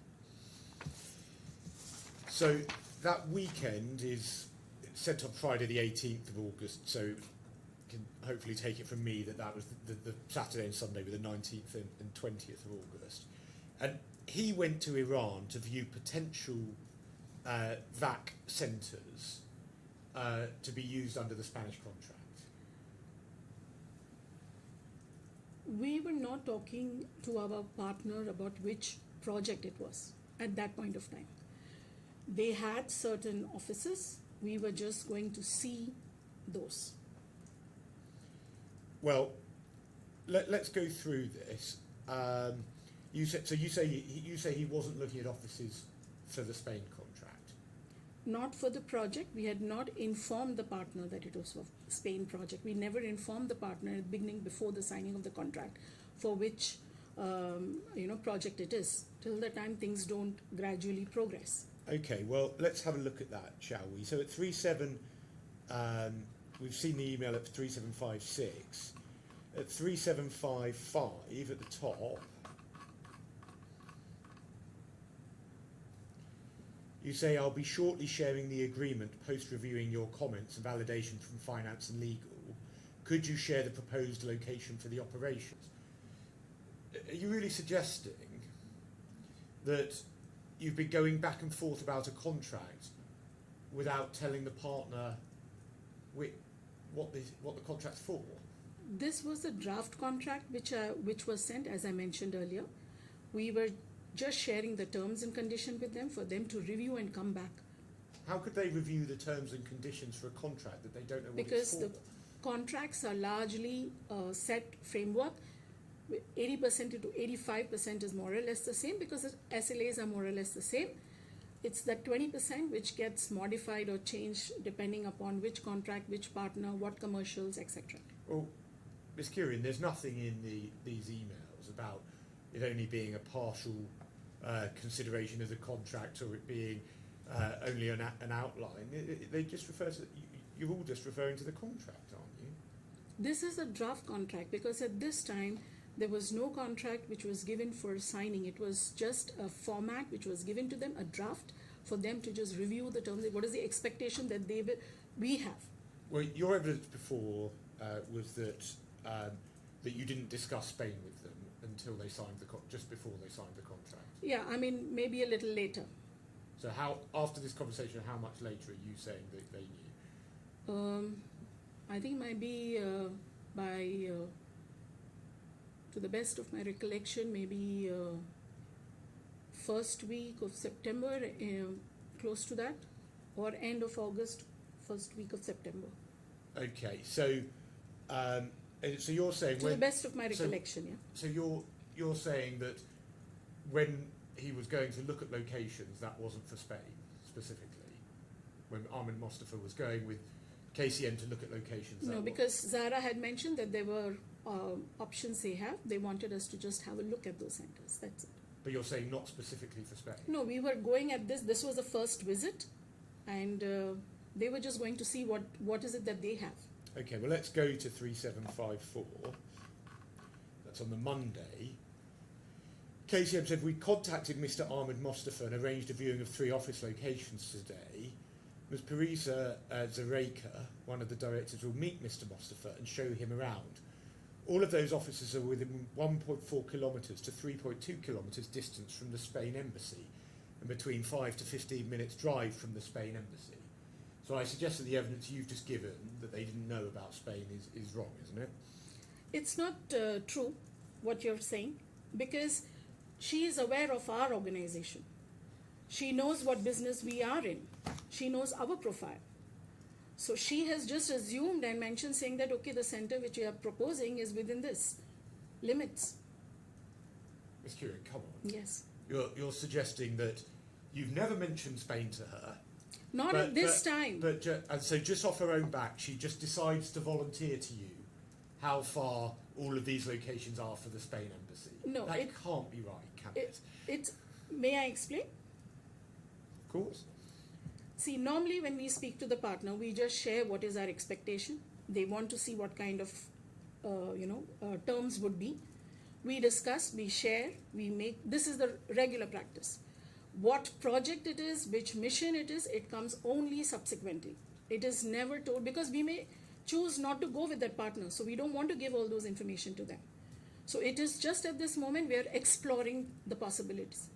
I would, Ms. Curran, that in fact it's quite clear what's happening is that you have advanced discussions about KCM taking over the Spain vax. Isn't that right? Not at this time. It is only, as I mentioned, to the best of my recollection, when I had a conversation with her, would have been close to the first week of September mostly, and followed with, I would have sent some written communication to her. And so let's just go back. 3756, top of that page, Zara Talkerman is talking about the commercial updates about the commercial agreement and what will be the start date of the VAC operation. So are you saying when she's talking about the VAC operation, she doesn't mean the Spain VAC operation, she just means any VAC operation? She's just talking about operation in general, because we have not yet disclosed which operations we are going to have. Ms. Curran, I suggest to you that that's completely unreal, isn't it? I am sorry for that, but that's your perception, is all I can say.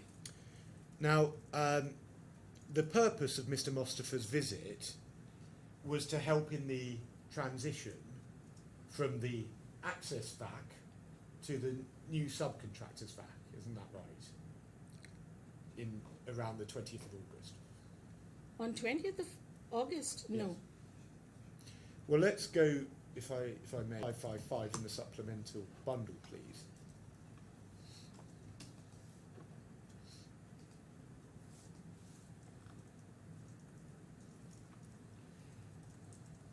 Now, this is your email to him on the 22nd of August, yes? So that's, we saw before that he was in Iran at this time looking at VAX, yes? Yes. So you say to him, could you clarify on the below table, also, since you visited the exiting Spain operations, what would be the sizing of the existing VAC? So firstly, when you've been repeatedly trying to suggest that this wasn't about removing my client at this stage, that's obviously wrong, because you have referred to that as the exiting Spain operations, haven't you? This is an internal communication with Ahmed, that is Mustafa. The previous communication was with Zara. I have not spoken to her in terms of Spain operation. He's my staff, he has visited. I have just asked him to give me his perspective and information. So you have made up your mind about the removal of my client from the operations in Iran at this point, haven't you? It's not my decision, to be very honest. It is a management's decision. I just follow instructions, and at this time I did not get an instruction to do the transition. Well, then why would you refer to it as the exiting Spain operations? Sorry, where? Well, why did you refer to it as the exiting Spain operations? I said existing WAC. Well, you didn't say that. What would be the sizing of the existing WAC? You said since you visited the exiting Spain operations, what would be the size of the existing VAC? I think it's a typo error, because it is existing. That's the reason you see the following statement. I'm asking, what would the sizing of the existing WAC be? Well, that's a convenient typo, isn't it? You've said what you said there, and it means that it's exiting. People can make a mistake. I have to say, it seems an obvious typo. I'm not sure I agree with that, but I mean that's a matter. I can make submissions about it, but it means what it says. Well, yes, but the witness didn't say what was written down there. That's the point. Well, it's a matter of submission. I'll have, Okay. to, have to make that point to you. I have to admit I haven't read that in that way. Well, let's look at what the rest of the email says. So you say, what of the existing VAC, if not accurate and approx, would be good enough. So what page are we on? Same email.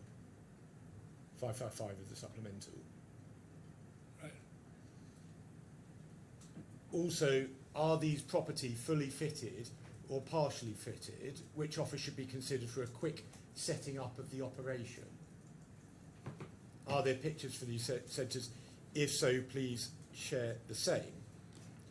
So firstly, it's quite clear that you are focusing on the transition at this point, aren't you? See, during the month of August, we, as an organization, that is the instructions from Prem, we had started internally just exploring the possibilities as a backup and a fallout plan. So that's what this is. As I mentioned, Mustafa had gone there at this point of time when he was going for an audit. Since he was visiting Iran also for the first time, we just asked him to just meet up with the partner, proposed partner, and in case if things are okay, which is fine. So these were the two properties which they had to offer, and that's it. So I just want to be clear about what you're saying. So you say your evidence before, which I've challenged, but we'll move on from that, is that you say that the partner didn't know about the Spain, it was for Spain. Are you saying that internally, though, at BLS, what you were focusing on was the Spain operations? Yes. And the whole purpose of this visit from Ahmed Mustafa is to look at the potential sites and compare that to the existing VAC. See, the object of his visit at this time was the audit, which was primary, because I had to submit a report to the management, which had to go back to, MOFA. So I had to do an audit. We had delayed the audit because it's, to get an audit, we had an auditor who did not agree. So then I had to organize, someone else to go and do a proper audit and come back. So it was around this time that Mustafa went for an audit. And since he was going, I just asked him to meet up with this. Let's see what they have to offer, because it's only telephonic conversation. I don't know what's happening in reality down there. That's it. So he was there and he just gave me the information. Okay, well, I'll ask you about that the other point about whether there was about the purpose of the audit in a moment. But it's clear, isn't it, that he used it, that you asked KCM and you used the visit to check out the placement sites. I wanted to check out the place that they had to offer, because it's a preparatory period. So of course. Now we can see at page 510, please.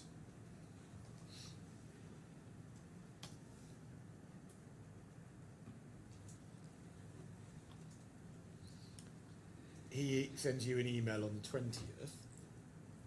Yes. And at the bottom half, he says, please find below some facts about the operation in the VAC. Total appointments per day, the timings, how visa fees are paid, and the total head count. So this is all a scoping exercise, isn't it? Working out the detail of the operations so that the new subcontractor can take over. No, I'm sorry to say that, but no. This was a genuine audit. There are checklists for it, and we needed to do it because of the situation that we were in. Well, as Mr. Makahal said in his evidence, Mr. Mustafa didn't even view the areas that would be relevant in relation to the data breach, did he? See, Mr. Makal was not there at that time, so I don't know from where he has sourced his information, but that's not true, because Mustafa, if you see the checklist, he has completed, it's an end-to-end process that he has done. Well, what we can see in relation to this is the WhatsApp thread that we have at supplemental bundle 134.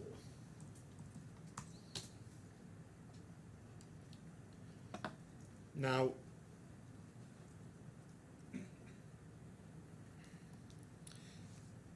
you're on this chain, can you see that? Yes. Do you know who else was part of this WhatsApp thread? This would be Prem. And was Mr. Sahu on it? This is primarily with Prem, Well, if we go to 139, because this communication is with Prem. I don't know which group this is being well, do you referred recall, did you have a WhatsApp group with Prem and with Mr. Anand and Mr. Sahu? to. I do have. You do. And so if we go to 139, we can see Dear Jitendra Prem, this is fifth message down. Do you see that? Now, which date are you referring to? If you look at 139, 18th of September, 1927. Dear Chain Prem, seen the email of Nidal's location, transition. So was this, do you think this was the WhatsApp group with the three of you in? It could be, yes. I Would mean, you- it doesn't specify the group name, but yes, it could be. And at 140, third message down, Dear Prem Jitendra, good afternoon. Oh, sorry, where is that?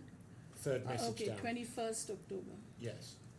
So was this a group for the three of you? Yes. Now, Mr. Sahu hasn't disclosed any WhatsApps. I just want to ask you about this. We can see we've got at bundle 134 some text of some WhatsApps.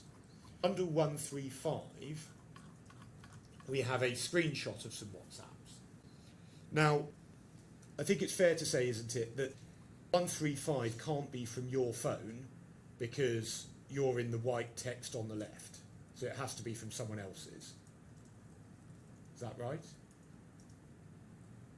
Sorry, I didn't understand your Are question. you looking at 135? Sorry, is this 135? So I'm trying to work out who's given us these WhatsApps, which person's phone are these from. I'm suggesting it's not from your phone because the person whose phone it is the person in green. And the person in green is responding to you. So this is not from your phone. This, Yes. my DP shows the same, so I think it is mine. Well, it can't be your phone, Miss Kieran, because, as I say, if you are sending the WhatsApp, your text is in green, isn't it? But is that my text in green? Because against it I've written and BLS and it's in white. Yes. So that means that the person whose phone this is taken from is not you. Sorry, I'm really not understanding what you're trying to say. I think what Council is saying is this. You see that there's a WhatsApp exchange. From you it's in white, the other person is in green. Green. Now this is taken from the phone of the person in green. Okay. So the question is, do you know who that is? Is that right? Well, the first question is, the point is this isn't from your phone, is it? I have never, I don't recollect if I have to take a picture, how will it look? But the background seems like mine. Well, it can't be right. It can't be right because for the reasons His Excellency just gave to you, your WhatsApp would be, if this was your phone, your messages would be in green, wouldn't they? I'm really sorry, but I'm not, I think it should be. I don't know. I mean, at this point I'm not sure actually. Because my only point is because in the white, my name is written and BLS, while in OK, my name is not there. So, I don't know. Okay, I well, don't know from whose phone this is. Okay, I don't well, know. I think it's obvious that it's not your phone, but we'll move on. If we go to 134, this is another version of the message. Now, the question is, did you delete these WhatsApp messages? I have not deleted any WhatsApp messages, but I did have a phone change. Well, I think that, have you lost messages when you change your phone? It normally happens. I'm not that tech savvy, so it does happen when I switch phones, which I do normally, 3 to 4 years. I like to upgrade myself, my iPhone, so I do change. And in that process, at times, So messages do go. I'll come to ask you about WhatsApp a bit later on, but just as you mentioned it, do you so you have an iPhone, I do. and presumably you therefore have you use the usual Apple system and the Apple Cloud system. Actually, I took the free. I did not upgrade. So in that case, as you use that system, your WhatsApps will transfer straight over onto your new phone, won't they? Actually, no, because my iPhone is very old, and as I mentioned, I did not upgrade the storage, so it's only the images of my family and everything which is there. So you have deleted them then? What? Well, it would transfer across automatically when you get a new phone. Correct, but that is only if the storage is there. So if there is no storage, then it will not. So you chose to delete your WhatsApps then? I did not delete WhatsApp. So are you saying you didn't carry across apps? When the phone changes, if it comes, it comes. It doesn't come, I don't keep to see which messages have come, which messages have gone. I'm more interested in just familiarizing myself with the phone at that moment. That's Because not a lot of people connect with me on WhatsApp, personal. Well, let me ask this. Go back to this chain. Do you think was this chain deleted from your phone when you came to search it? So we've seen 135, which is not your phone, I would suggest. Does this mean that 134 is yours? I mean, you carried out the searches yourself. Yes, whatever was available, I did carry out a search. Right. So you must remember what you provided. Is this from your phone? I think it is. So that's yours. I think, yeah. Okay. So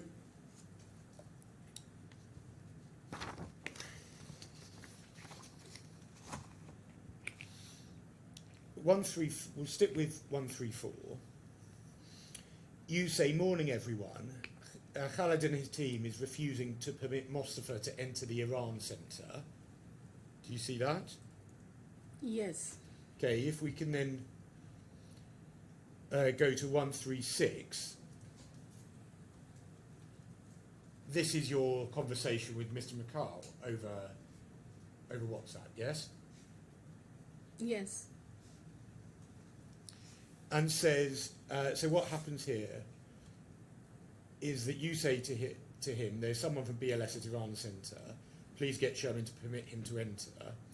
He says, hi Anne, we spoke yesterday, you never mentioned. And, well, firstly, it's correct, isn't it, that you knew prior to speaking to Mr. McCall the day before that Mustafa was going to the centre? Yes, I think I would be. And so you deliberately withheld that information from him, didn't you? No, we didn't have a discussion on that line. We didn't have a discussion on that line at all. In whichever date he's referring to, we didn't have. So you speak to him, Whom? to Mr. McCall, Uh-huh. on the day before Mustafa goes to the centre, yes? Okay. And yet you don't mention to him the fact that you're sending someone to carry out what you say is an audit. Yeah, I think I can't recollect what I spoke to him before, but I'm sure, since just looking at this context and this WhatsApp picture, I understand that yes, we did not have a discussion on the audit. It could have been on something else, but not on the audit. When audits would be a pretty big deal, wouldn't it? So Yes. it'd be something that you would mention. Isn't that right? Ideally, it should have, but then I'm not so sure. I don't think I've had that discussion with him a day prior. Well, you say to him, apparently this person is sent from head office. Do you see that? Yeah. Well, a few moments ago, you accepted that you were the person who sent him.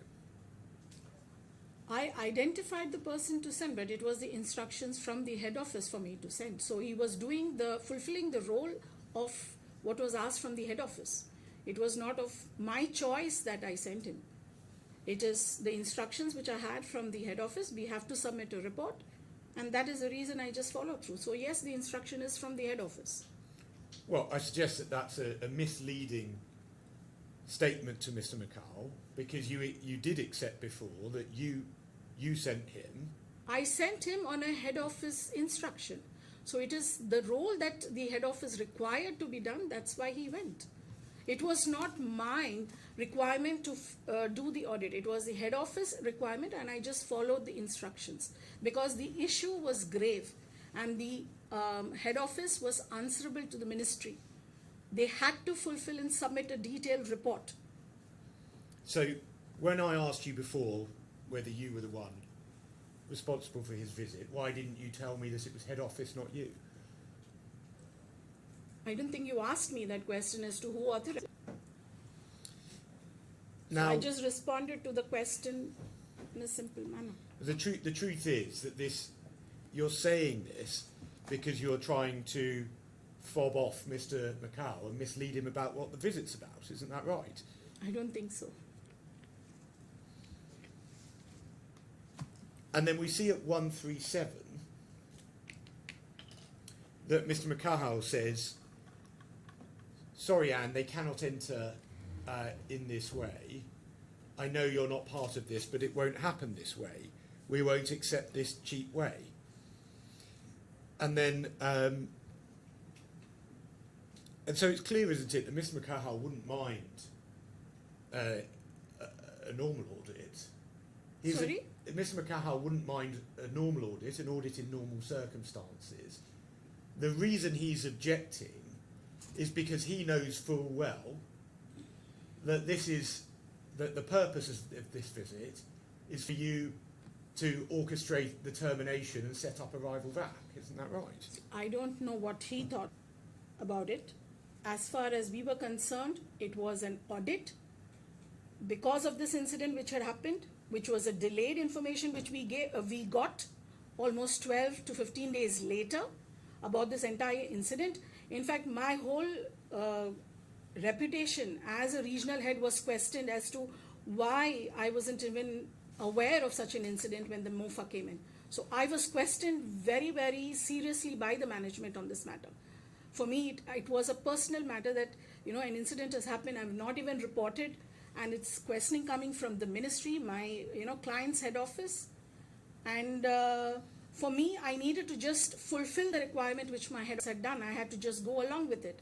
And if Mr. McCall did not, or not Mr. McCall directly, but the team down there in Iran did not allow my representative, a BLS representative, to enter a center, which is a BLS center, right, running Spain. I think there is an issue with that. So let's just pick up on a couple of those points then, Ms. Kurian.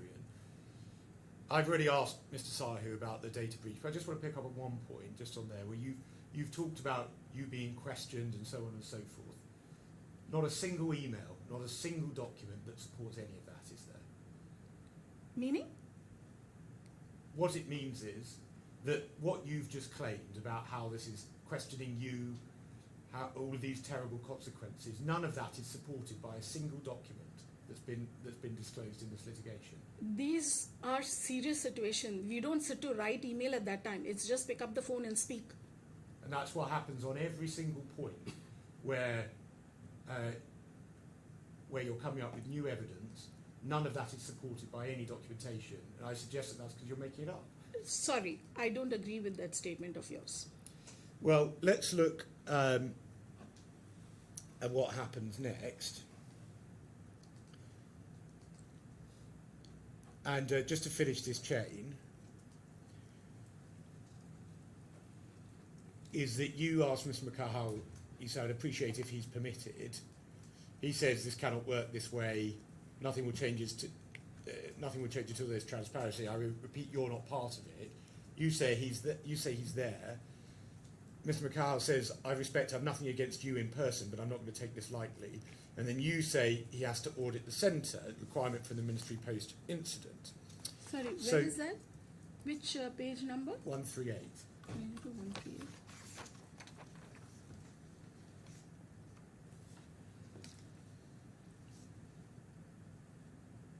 Yeah.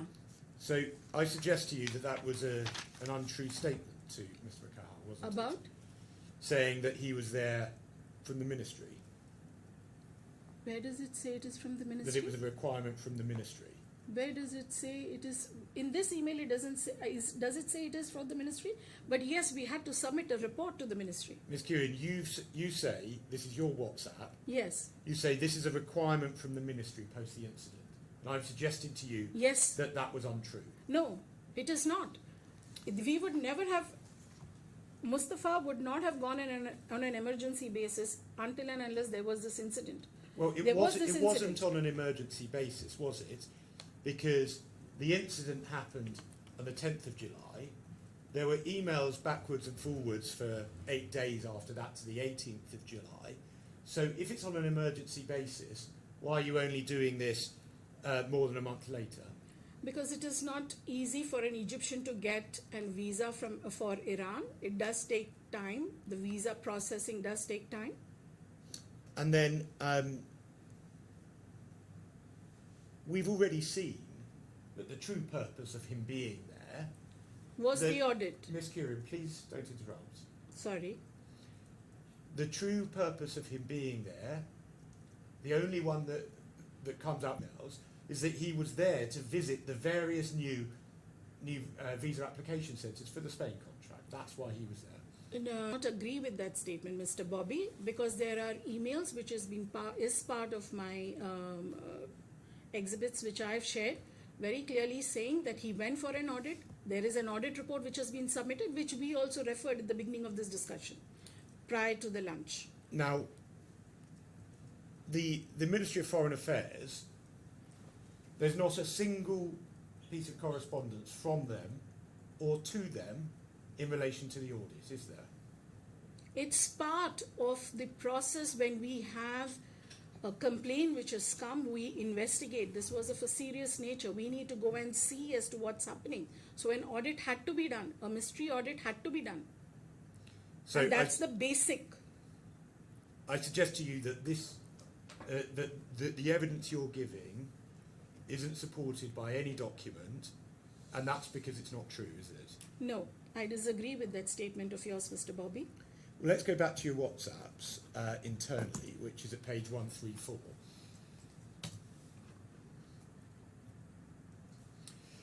So we saw before the first couple of messages, and then you refer to Mr. McCall saying he needs prior notification, and you say, I'm convincing him. And then at 1 o'clock, you say, afternoon everyone, Mustafa has been permitted to enter the centre for the audit. And then you say that you're meeting with Mr. McCall on Tuesday, Monday I'm in Abu Dhabi, and then you say apparently he knows.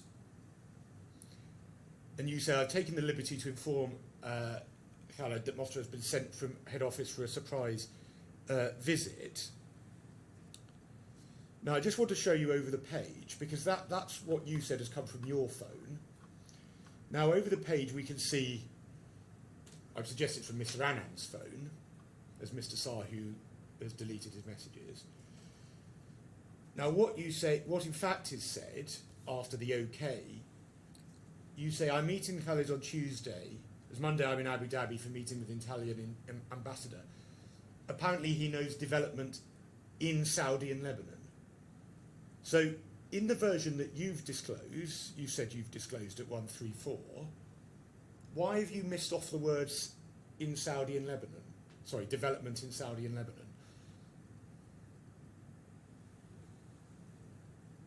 This is not from my phone, right? Yes, and on the version not from your phone, it retains the words development in Saudi and Lebanon. But in the version you said was from your phone, you haven't got those words. I have given the complete whatever script of WhatsApp which is there. I have no idea. I suggest that the wording development in Saudi and Lebanon, it's important, isn't it? Can you just go up? Excuse me. Can you just go up the screen? Because it's important, isn't it? Because saying that Mr. McCall knows the developments in Saudi and Lebanon, that makes clear, doesn't it, internally, that the reason why he doesn't want Mustafa to come in is because he knows the developments in Saudi and Lebanon, whereby you're planning to take over the operations. No. Well, what you also say, you say, I've taken the liberty to inform him that Mustafa has been sent from head office for a surprise audit. If that was just true, if that was the real reason, why would you be taking a liberty in telling him that? Sorry, could you repeat your question? Why would I take the liberty to? Why would you say you're taking a liberty if you're just telling him the truth? What else would you be telling him? Yeah, that's what it is. I just told him. But the point is, you say, I'm focusing on the words, I've taken the liberty. The reason why you're saying you take the liberty is because you're doing something unusual there, aren't you? No. Because it's supposed to be first... Sorry. Sorry, Karen. Sorry. I was going to say it's often used as a matter of courtesy, as a way of courteously describing what you've done. I've taken the liberty of talking to you. Well, again, I'm putting my case to the witness. Yeah. Again, I mean, I think Your Excellency and I perhaps are using language in slightly different ways. But Sorry, I interrupted. So ask your question. so the point is, if you were just telling him the truth, why would you be taking a liberty? See, the point is over here, it was supposed to be a surprise audit, as I've mentioned here. Correct? It's a matter of a surprise audit. There is a purpose for a surprise audit. There is a story behind this. Correct?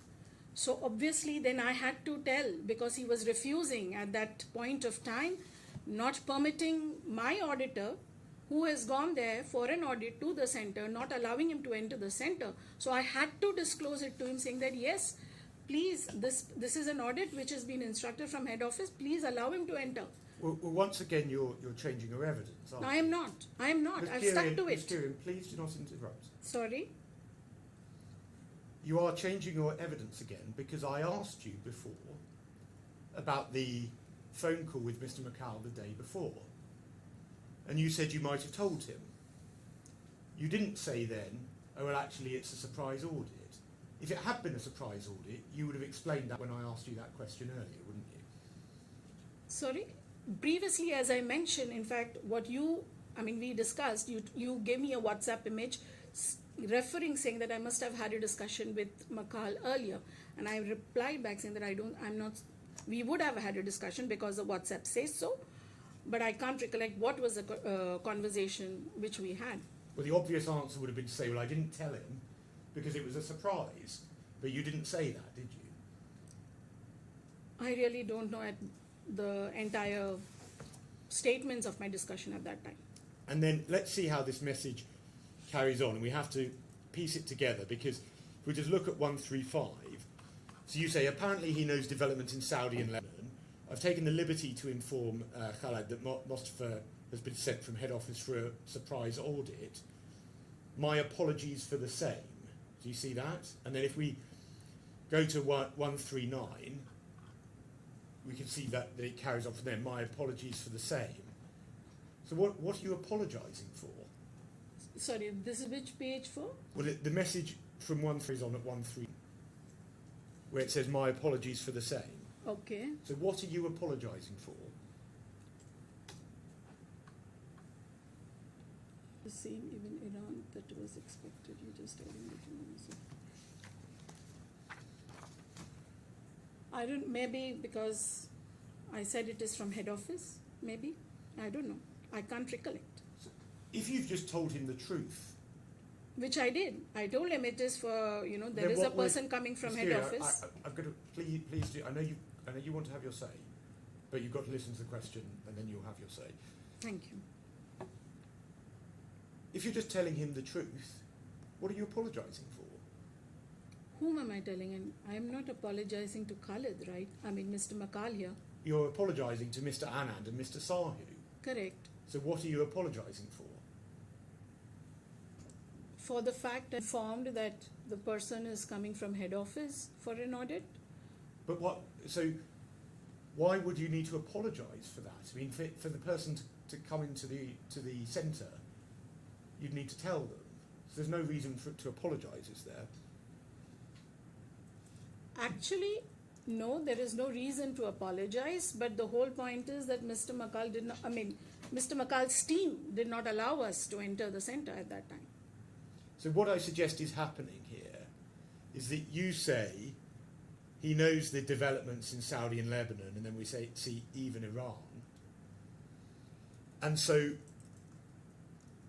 what you're apologising for is the fact that had been trying to keep all this quiet from my client, but they've rumbled you. No, because if you see the period of it is during the audit, so this is primarily related with audit, and there was a resistance for me to conduct that audit, which I am actually responsible when I've gotten instructions from the head office to fulfill. So I am just informing them that at first level I have faced resistance. I am trying to get the audit to be completed so that we get some report to be sent across to the ministry. Now, you've seen in course week, because you've been here for the rest of the evidence, that in Saudi there was an attempt to get someone to go to view the operations in Saudi as well. Do you recall that? Yes. So what's happening is there's actually a concerted effort by BLS to get into the visa application centres to find out what's going on there so you can replicate them in the new centres, isn't that right? No, I would disagree with that, and I would like to explain, because we already had the pictures of all the centres, in most of the centres. For example, when you're giving me Saudi, there is all the pictures I have of the Saudi WAC 4 I could go in. What about the details of the operations? You'd need to go there to see them, wouldn't you? Yes, the minute details, the ongoing operations, I will need to see. But even just me going by there just for one day and just having a cursory look till the time I don't spend, maybe a full day, a day or a day and a half, I will not know. And so, in truth, Mr. Mustafa Ahmed's visit is all just part of the effort to replace my client, isn't it? No, I disagree with that statement. At this point of time, no. Well, let's look at, we talked a little bit about WhatsApps. Now, can we go to your employment contract, please, which is at supplemental 2178.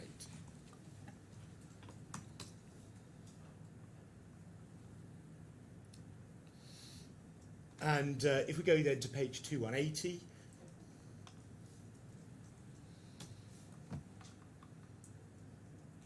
well, first of all, let me ask: did you also sign a non-disclosure agreement? I think probably it must have been. It's 11 years contract. 11 years back. So I presume there would be an NDA. Okay. I think.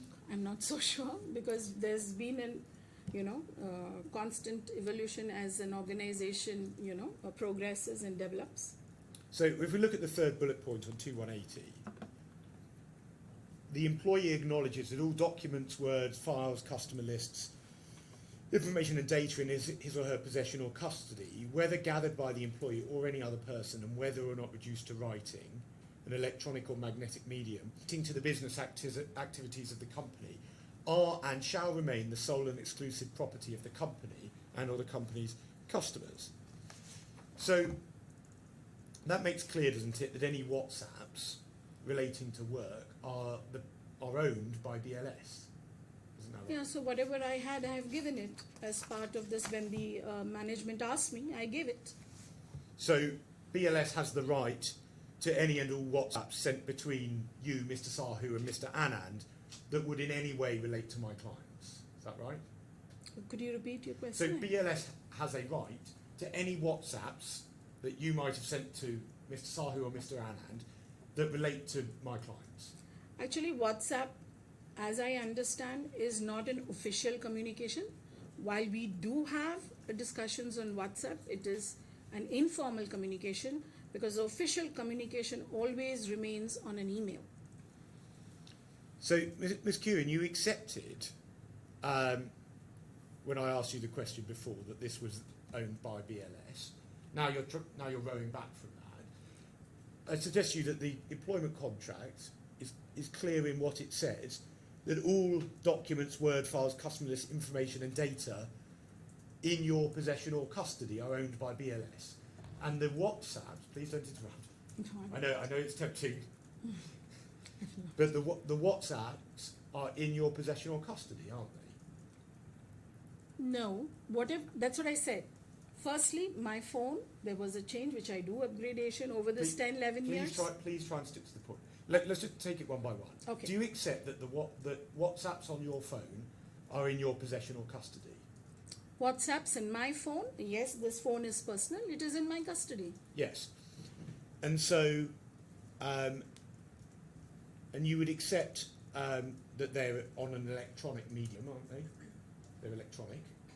They're electronic, yes, it's a personal Yes. phone. It's my electronic medium because And- it's my personal phone. And the WhatsApps that you were sending, like the ones we saw before, for example, they relate to the business activities of the company, don't they? Yes, So it's electronic, it's in your possession, and it relates to the business activities of the company. So if we go back to the contract at 2180, it's very clear that they are and shall remain the sole and exclusive property of the company. okay. So those WhatsApps, the company has a right to them because you've agreed by your employment contract that they own them. Okay. And this clause in your contract, that's actually a standard form, isn't it, across, for most BLS employees? I wouldn't know that. Well, aren't you involved in employee contracts? Not literally, because it's an HR department's role, not mine directly. Well, but the position that you've taken is that you refuse to provide your WhatsApps to Emirates Legal, isn't that right? Sorry, I disagree with that because my WhatsApp is what we have seen a couple of minutes back. Well, you've refused to provide your phone to Emirates Legal for them to search. No. Why No. should I give my personal phone to someone, a third person, whom I don't know well, which has my personal details, which has my complete family details? Why should I give it to someone? It's, occupying my personal space, which I'm not in agreement to. So I don't think I need to give them. But every single business WhatsApp on your phone is owned by BLS. But You this just is my accepted that. personal phone. Well, it doesn't make any The difference. WhatsApp per se may be, but the phone is mine. For someone to give my phone to someone, a third party, to go through the entire communications of my family, my health reports, my financial details, I don't think I'm comfortable with parting my phone to anyone. And I'm sure you wouldn't too. But you haven't. You've refused to give your business WhatsApps to Emirates Legal, haven't you? Whatever was related as per the search words, whatever I could find, I have given it. That's the extent I have gone ahead and tried to help. Yes, and you've refused to do anything more. Because I've done the best that I could. As I mentioned, I've changed my phone. I'm not understanding this. What do you say the witness has done? Failed to do? She failed to provide the underlying WhatsApp message relating to the business. So she's just said she has provided them. Everything she's got relating to the business she's provided. No, what you said is you searched them. You applied the search terms. Yes, I did apply the search terms, and I've given whatever I could gather, I've given it off without anything. I mean, without any filtration. Whatever was there, I have given it. Now, a 1680 Of the main bundle. of the supplemental.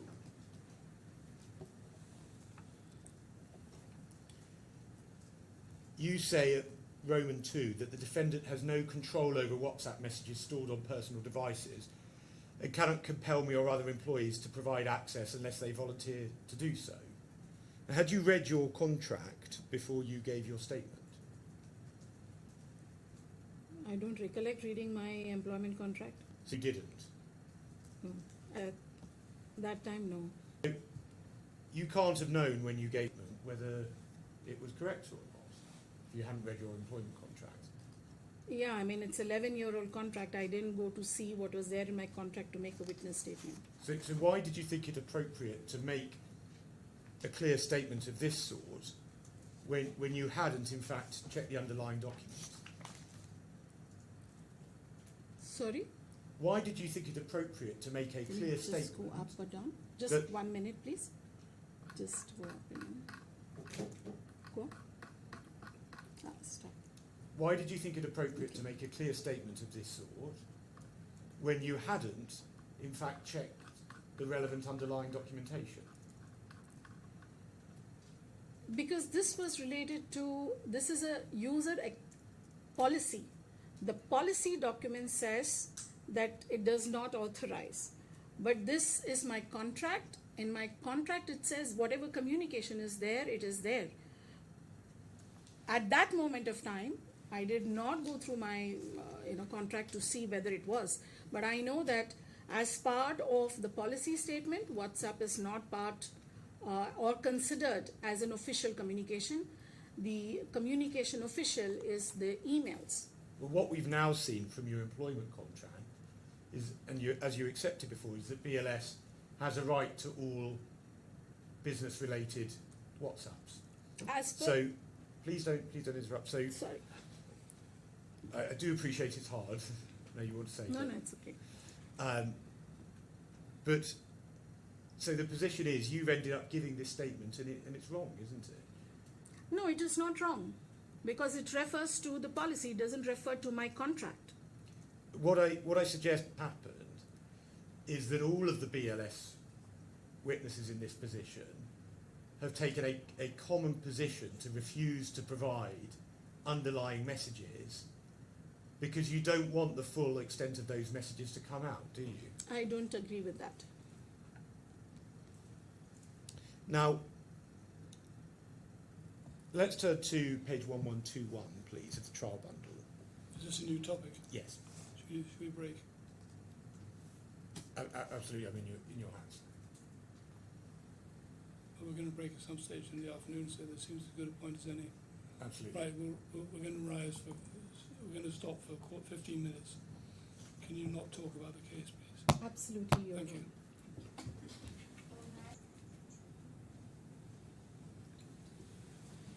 Yes, good afternoon. Yes. Thank you. Good afternoon, Ms. Curran. Now, just before the break, I asked you to go to page 1121, paragraph 8 of your second witness statement. You're referring to an email of the 15th of September 2023, which attached the rollout plan spreadsheet. And you say this was the first time that I communicated it to anybody in relation to the claimant subcontracts. Now, I just want to check, is that a specific turn of phrase where you're particularly focusing on i.e. do you mean you only, or had members of your staff been sharing this spreadsheet? I think okay, let me just give a background, if I may. I'm asking about this spreadsheet. Correct. In I'm relation to the replying role. to that, responding to that question. So spreadsheet is basically set from the head office. We have a PMO team, and they set the entire thing up, which is a standard template, and which gets built in over the year. And it was sent to me, and I received it, and I then forwarded it out on 15th of September for the rollout. See, Ms. Kieran, this is another example where I've asked you a question, and then it sounds like you're giving a prepared answer on a different topic. Is that what's happening here? I actually responded to your question. I don't think that I evaded the question. Well, the question was whether you or a member of staff had sent this out in relation to the Iran rollout before the 15th of September. That's what I said. So the 15th of September is my email which I would have sent, but the template comes from the head office. That's what I maintain. Well, I'm not asking you about the template. I'm saying in relation to the Iran spreadsheet, had that been sent out by you or your staff previously? I'm trying to understand whether your evidence saying I communicated it is about you only, or is it about you and people working for you? That's what I'm trying to tell you, because the preparation of the template was not exclusively done by me. It comes from the PMO.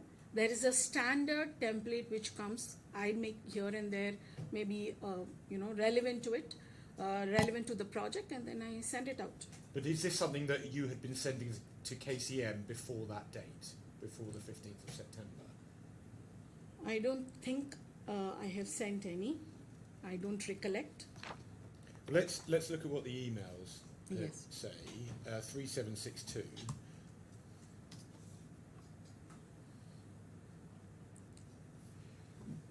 And this is your email that you're referring to. And in the third paragraph, you say, I'm attaching the rollout plan last shared by you to Tarun. Appreciate if you could give an update on the same.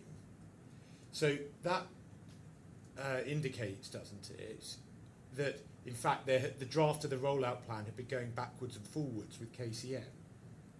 Actually, Tarun is from the PMO. That is the project management team. So he must have sent it, and I was just following up for it, because this was the time when I was also supposed to just travel on a personal visit in 2 weeks' time. So in fact, when you say that the first time it was sent out was the 15th of September, it had been sent previously, in fact?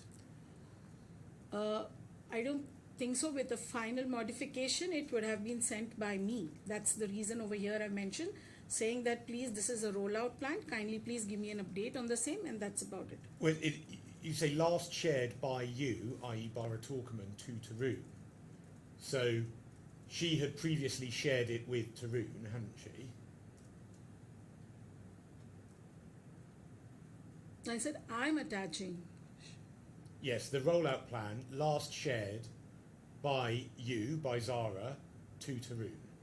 Yes? Yes, as it seems so. And so for Zara to have shared the rollout plan to Tarun, for KCM to have shared it with a BLS person, it must have been sent first by BLS to KCM, mustn't it? It should have, as per this trail email. Yeah. So that is another email that we haven't been given, have we? I don't know. Whatever is there is what is being given. Now, go back to your witness statement at 1121, paragraph 9. You say, my covering email suggests the transition plan was in its early stages. Now, I'd suggest to you that, given what we saw beforehand was going on in Iran, on any view, it's not a fair reflection to say that the transition plan was in its early stages. Isn't that right? I think it is in its early stages itself, because if you will see the information on that tracker, it just shows it's basic. That's just the basic information which is there in terms of their own company setup. So I don't think that, they had started work. No, not at all at this stage. The agreement with KCM was signed on the 1st of September, wasn't it? Do you recall that? I would really like to see it. Of course. I'm not, We can go to supplemental 570.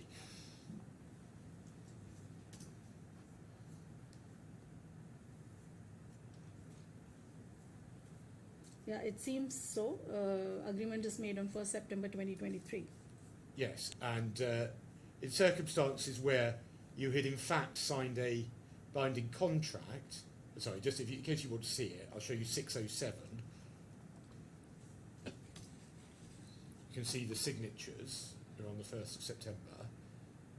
So in circumstances where 2 weeks previously you'd signed a binding contract, I'd suggest that it's inaccurate to say that the transition plan was in its early stages on the 15th of September. It is in an early stage because the company formation, registration, everything would have had to be done. So it would have been an early stage because whenever we do a rollout, there is the basic structure. The company has to be there, existing formation has to be done, the early scoping maybe would have to be done at for the location, so those things would have to be done at that time. But the company already existed because you signed a contract with it on the 1st of September. Correct.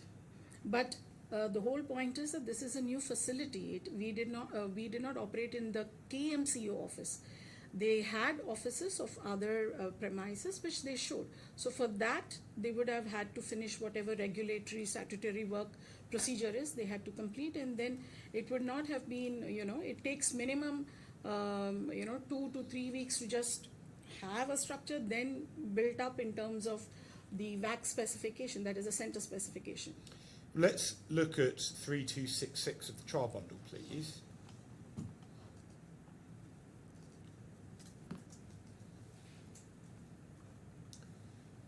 Now, do you know, the author is BLSAR. Do you know who that is? No.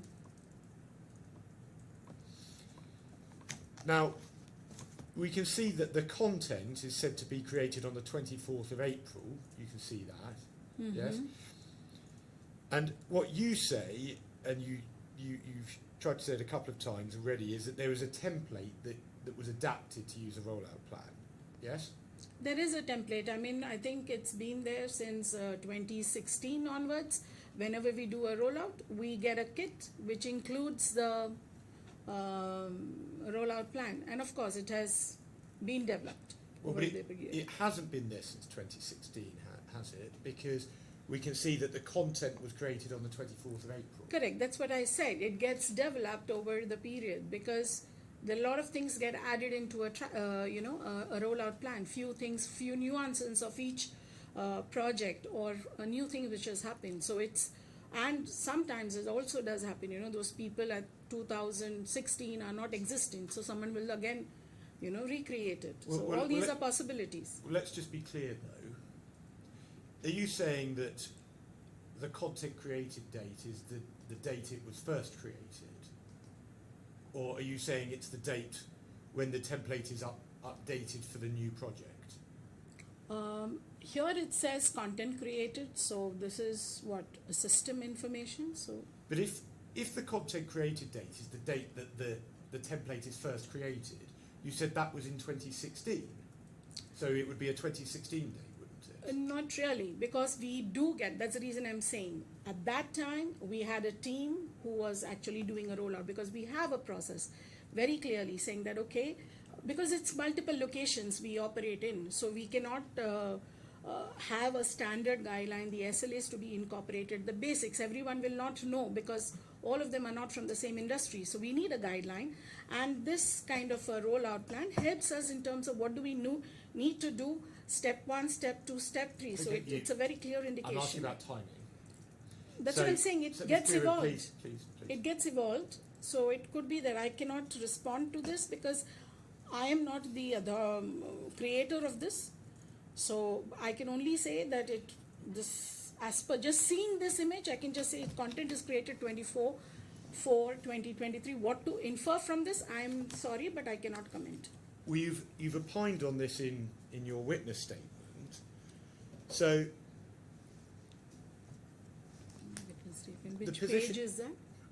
you've opined on this in your witness statement, so you're happy to talk about it there.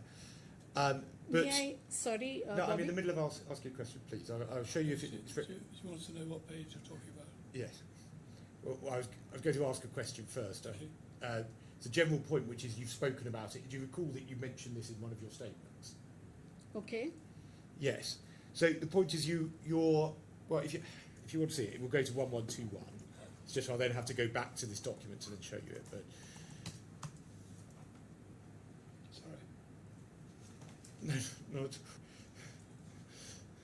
So 1121. Point number? Paragraph 8, it's where we were before. So you say we have a standard format spreadsheet which gets released by the project management team, and we use similar formats for each rollout of a new centre. For each project, we use an existing template and modify it to the particular project for which it is planned for use. Yeah. So, what I'm trying to ascertain is, are you saying that the template itself was created in 2016? This one that is then formatted for each rollout? Formatted for each rollout, what do you mean? Well, you say we have a standard format spreadsheet, Yeah, and then you say we use similar formats for each rollout of a new centre. that is true. Right. So, what would be the creation? When would the standard format spreadsheet be from, roughly? Are you saying 2024 or 2016? Sorry, 2023 or 2016? See, as I mentioned, we have a basic template which we've been doing for all the rollouts. We started Spain in 2016. We would have received a format then. We have evolved, updated. Everything has been done over the years. Now, that particular image, I am not the author, so I really don't know what has been done on that. Well, the point being is that you're saying it's coming from a template from 2016. It could be, yes, at least broader perspective. So something has happened, you accept, on the 24th of April 2023. So we can see that again at 3266.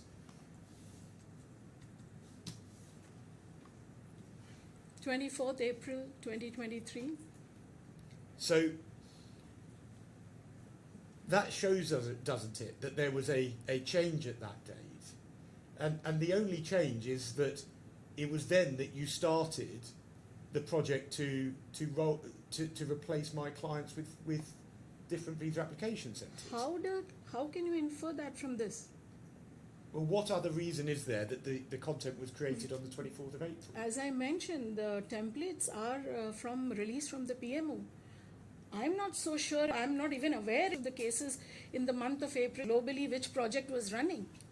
I don't know, it could have been used for that. And I have been just given it, closer to September. Well, but there are two options, aren't there, Ms. Curian? It either has the original date from when the original template's created, in which case it's going to be 2016 on your evidence, or it's the date when this file starts, and then in that case that shows that you're doing this new project in April. Which new project? The rollout of the Spain VAX to replace Not my at all. client, You isn't see the saved date, right? When I can see saved by Zara Tokman, she has saved it on 4th September. So that is the time when she has received this.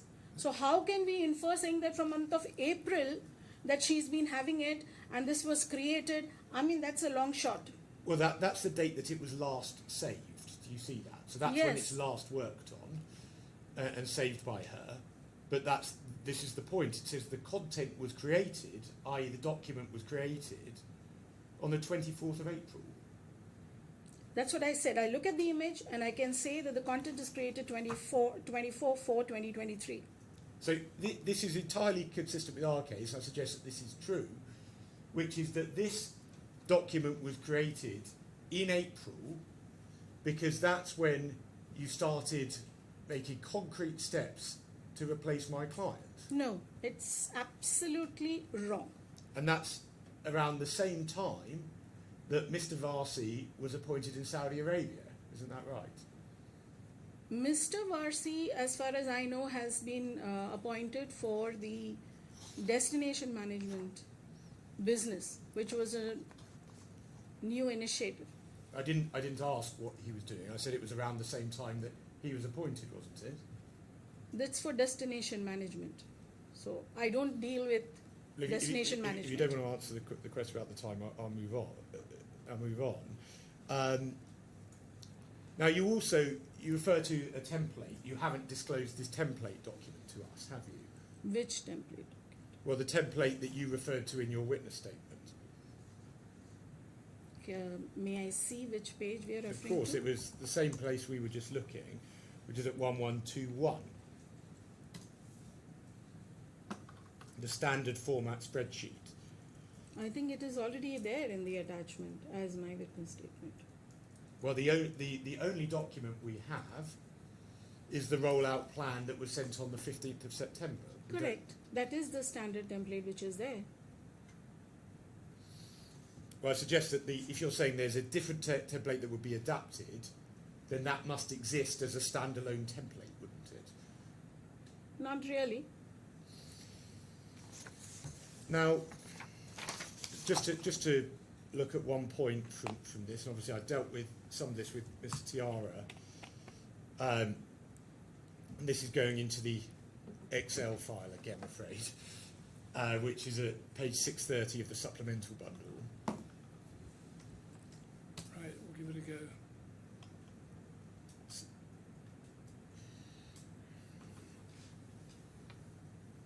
It is not opening.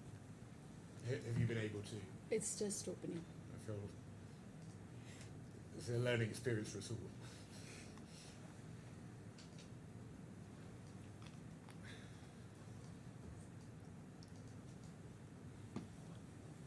Do you have it on a work in progress? It's coming.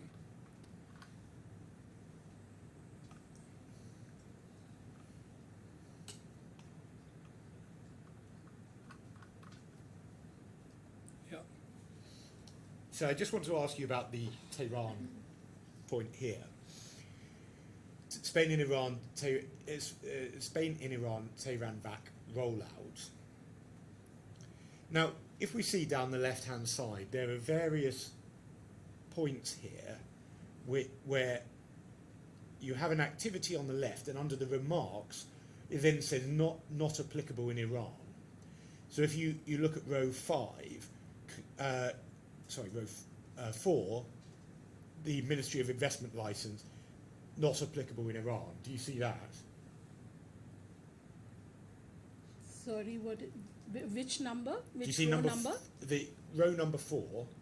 Ministry of Investment License, MISA. And then if you go across to the right, it says NA in Iran, not applicable in Iran. Okay. Yes, and then, for example, Zatka, line 6, not applicable in Iran. Correct.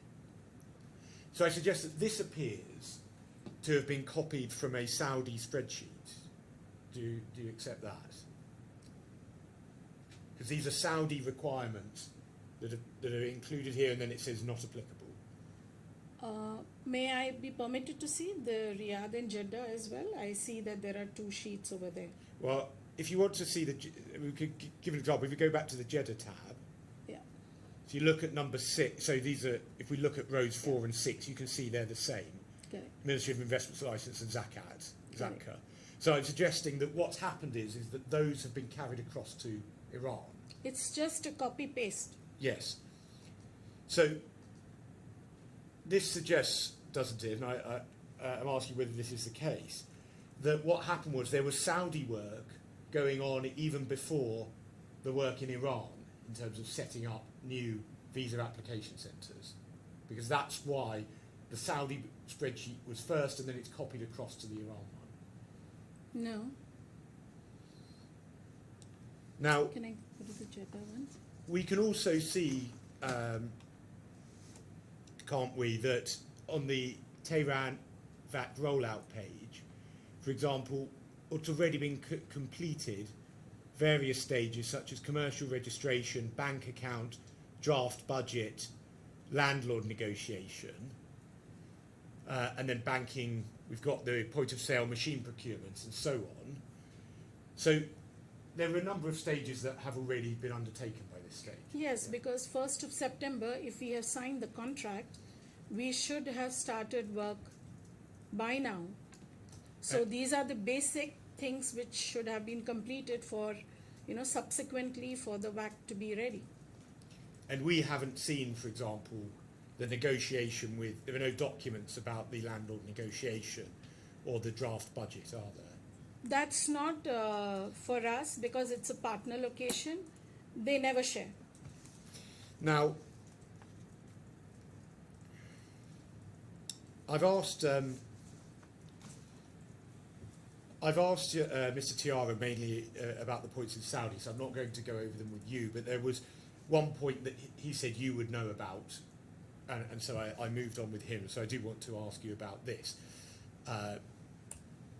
So this is at page 3267 of the main bundle. We can fortunately put away the Excel. Now, if we could just go down, then over to, I just wanted you to see that, and then I'll show you 3268. Okay. You can see that Devinder K, on the 12th of April, sends you the Al Raji Bank proposal, and that's a proposal prepared for Al Raji Bank in KSA, she says. And then at the top, you say to Mr. Gupta on the 27th of April, we also need to discuss this as well. So we can see that it was sent round on the 12th of April. That was a few days, just under a week, after Mr. Varsi was appointed. Do you accept that? Accept what? So it was, just in terms of timing, this is sent a few days to a week after Mr. Varsi's appointment. I don't recollect when Varsi was appointed. Well, I went through that with Mr. Tiara, so I won't waste time if you don't recall. Now, in relation to this proposal to Al Raji Bank, it's right, isn't it, that this proposal was never mentioned to Access? May I be permitted to just give a little bit explanations? Well, if you could just answer this question, please. Okay. It's right, isn't it, that the proposal wasn't mentioned to Access? Yes, it was not meant at this point of time, no. But may I explain further, please? I'm going to ask you questions about it, so Okay. you'll get a chance to say, to give your evidence on this proposal. There was, but you say not at this point. It was never mentioned to Access, wasn't it? I'm not sure because after this, I don't think there has been any development on this particular part. Well, we can see Mr. Tiara's evidence, for example, at 1117. Mm-hmm.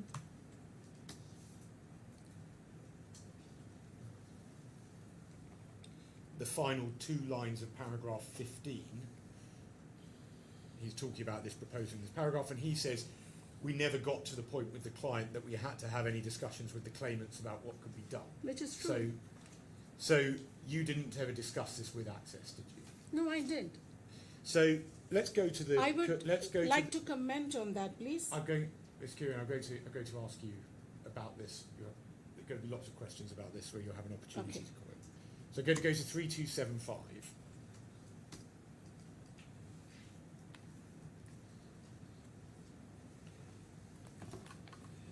And this is the proposition for Al Raji Bank.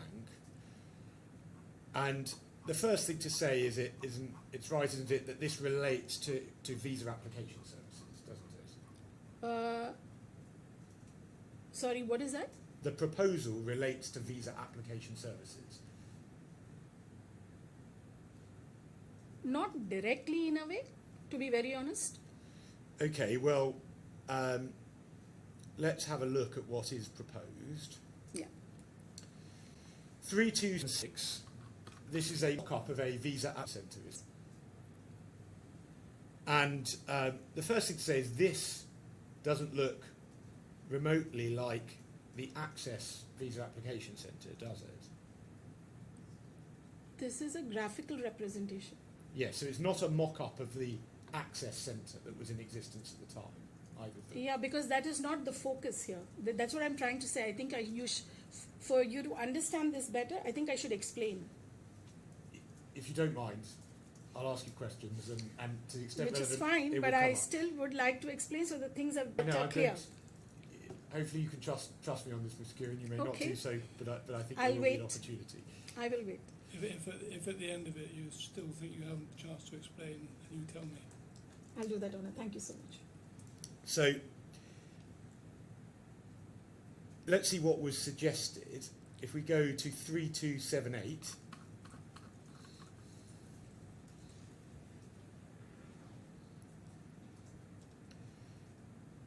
and what this states here is a doorstep visa service for Al Raji customers, and then this proposes, we can see in the tables, minimum units pre-purchased, and in the bullet points, amongst other things, there would be a dedicated relationship manager for Al Raji cardholders. And just go back to the top line under the heading, Al Raji top-tier customers can apply for their visa in the comfort of their home and office. So that's why it's called a doorstep service. It's proposing a system for Al Raji customers to do their visas from home or office, yes? Yes. And then 3279, discounted premium lounge for Al Raji customers. And it says Al Raji signature card customers can avail discount on premium lounge. And then it sets out the facilities below, including easy take appointment, complimentary walk-in without appointment, quicker submission of your application. And so this is about the experience at the Visa Application Centre. Is that right? Yes. So I know you didn't accept it before, but I would suggest that this proposal does relate to the Visa Application Centre. That's exactly what I'm saying. You have not allowed me to yet explain. I would like to explain so that you get a perspective do. of this. May I? Please do. Okay. Let me first start with Ms. Davinder Kaur, who has sent. I'm not up. Can you just explain about the Exactly. proposal? This relates to her because she is the one who sent this presentation to me. So Davinder Kaur is a global value-added services manager who was at that time with BLS.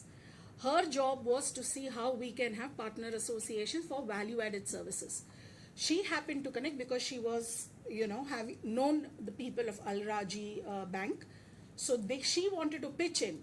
So this is a proposal which she is putting to the bank for the bank's customer, so that we get in a little bit of walk-in. Doesn't mean that we are going to give premium launch as free discounts. No, I don't think as an organization we will take a hit on our business. So it's a proposition for Al Raji Bank for their customers. It's like how we have, free launch services in the airport if you use a Visa card. It's simple as that. So whoever comes with Al Raji Bank can avail all the service. It's a service which is being given to Al Raji customers. So when they come to our center, they will avail everything. We will get full paid.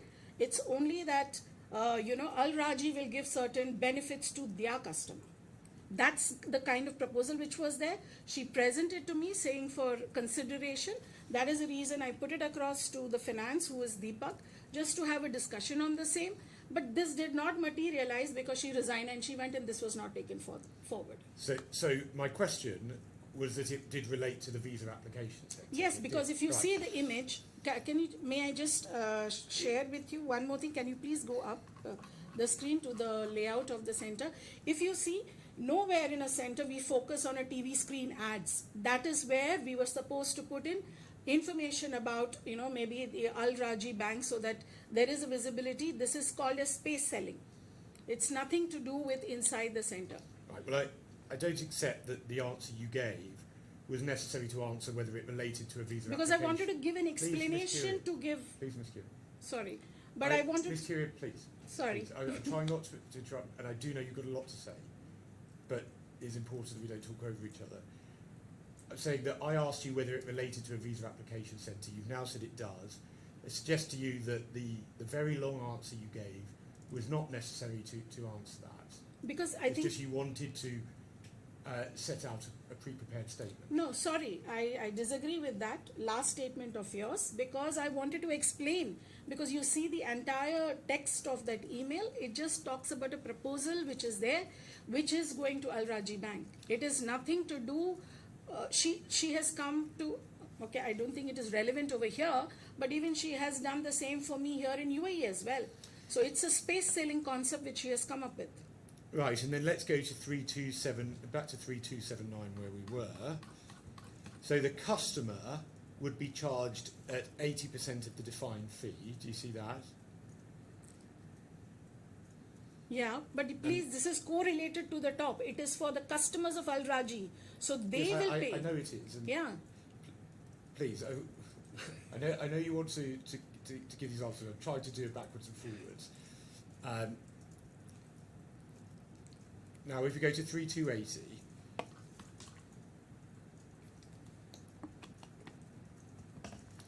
we can see here that there's a suggestion for a dedicated premium lounge counter for our Raji Infinite Card customers. So they would have their own counter, wouldn't they? Yes? It's a what do you say, perceived offer. That's how it's a marketing tool actually, or a marketing technique as we say. So when because we can't keep a dedicated counter for Al Raji Bank in our center when we have limited counters. So but yes, when an Al Raji person comes into any of the BS centers, if this proposal had gone to the closure, then in that case, yes, whenever the person is there, we would have given a bit of preference to him. Yes. But at no discounted cost, because they will have to pay the full cost. Well, what actually we see here is that the annual fee, well, we saw that the customer would pay 80% of the defined fee. We saw that on the previous page, didn't we? So Yeah. the customer would pay a lower fee. They will pay, that's what I'm saying. It is Al Raji Bank going to pay for us, because Yes, and then that's how the and marketing then we see technique that is. on the next page at 3280, which is that our Raji Bank pays just a flat fee of 80,000 riyals, doesn't it? For a dedicated desk. Yes. Now, it's right, isn't it, to introduce a premium lounge counter, a particular service, that would require an alteration to the VAC, wouldn't it? No, Well, how can this take place in the VAC as currently set up? that's exactly what I said a while ago. It's the existing structure itself which gets optimized. Well, but by optimise, that means changed, doesn't No, it? it doesn't mean that. It means that a desk will be utilized for this particular bank or any other bank. If we have had a value-added services agreement, then yes, for that moment, if an applicant is there, an Al Raji customer is there, he would be given preference, as I mentioned, but doesn't mean that he will be allotted or the bank is allotted a dedicated counter. Its own customer is in the center, they will be given that preference. For them, it's a perceived notion saying that it's a dedicated counter. Well, to have a doorstep visa service obviously would introduce completely new processes, wouldn't it? That would have to be a system that's set up and provided. No, it just needs calendarizing the entire request. Well, someone would have to do that.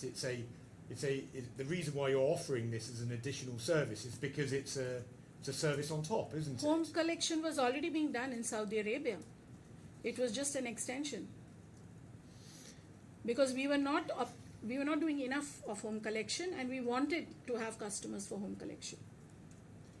And we saw that there was going to be a relationship manager, so that you would need to integrate all of that into the system, wouldn't you? Not really, because the VAC manager would be treated as a relationship manager. As long as the person gets personal attention in the center, that's it. And if you're having a walk-in service, accessors, whoever's running the VAC, would need to run that walk-in service, wouldn't they? Yes, if it is so, because there is a procedure at times for walk-in services. It may be, for example, we may need to take permission from the embassy in certain cases, and then accept the applicant as a walk-in. And then if we go back, going back to what I showed you at 3279, that's a discounted premium lounge. You would have to create that premium lounge, wouldn't you? No, we had a premium lounge. That's what would be used. There's no need to create another thing. This is what I'm trying to say. This is a proposal to optimize existing structure which was there. But I mean, there wouldn't be space, would there, if all the Al Raji customers are coming into the premium lounge? No, not at all. I mean, you don't need an additional space. We've, Because we have a certain capacity and we need those customers, whether it is home collection, whether it is premium launch. We need those customers. we've seen with other witnesses that the financials were negotiated between the parties, and all of these different offers would impact on the financials available to Access and to BLS, wouldn't they? That's exactly what I said in my earlier statement. This is a customer of Al Raji. So Al Raji is the one who is going to give the discounts to their customers. Al Raji makes us the full payment. Well, that's not what it says, because it sets out the payments from Al Raji, and we have the SAR 80,000 for the premium desks. Correct. But this is... And then, please let me Sorry, finish, Ms. please Stewart. continue. If we go to 3278, look at the minimum units pre-purchased. We have market value. So let's look at, for 15,000, market value is 27 million rials. And Al Raji pays a discounted price, doesn't it? So that obviously does affect the amounts that would be paid to Access, doesn't it? We have a fixed price for home collection. That fixed price had to be paid to us. This is a promotion item which Al Raji wants to do for their customers. Doesn't mean that they don't give us our payment which is due or our fee which is due. Well, Ms. Kieran, I'm afraid that doesn't make any sense when you look at the document, because it said special pricing for Al Raji, and it's about pre-purchasing a minimum number of units. So this is obviously talking about Al Raji Bank paying a discounted price, isn't it? It is not. So the point is that there is no way you could make a proposal of this sort if Access is going to be running the VAC, unless this proposal had been run past Access and signed off by it first, is there? Of course, we would not have been able to implement this without running it past Access team. But as I mentioned, this did not come to fruition because Ms. Davinder Kaur resigned and she left. Now, what we in fact are seeing is that at around the same time as Mr. Varsi is appointed, BLS is putting together concrete plans about what it's going to do once it's taken the VAC away from my client. Isn't that right? No. Now,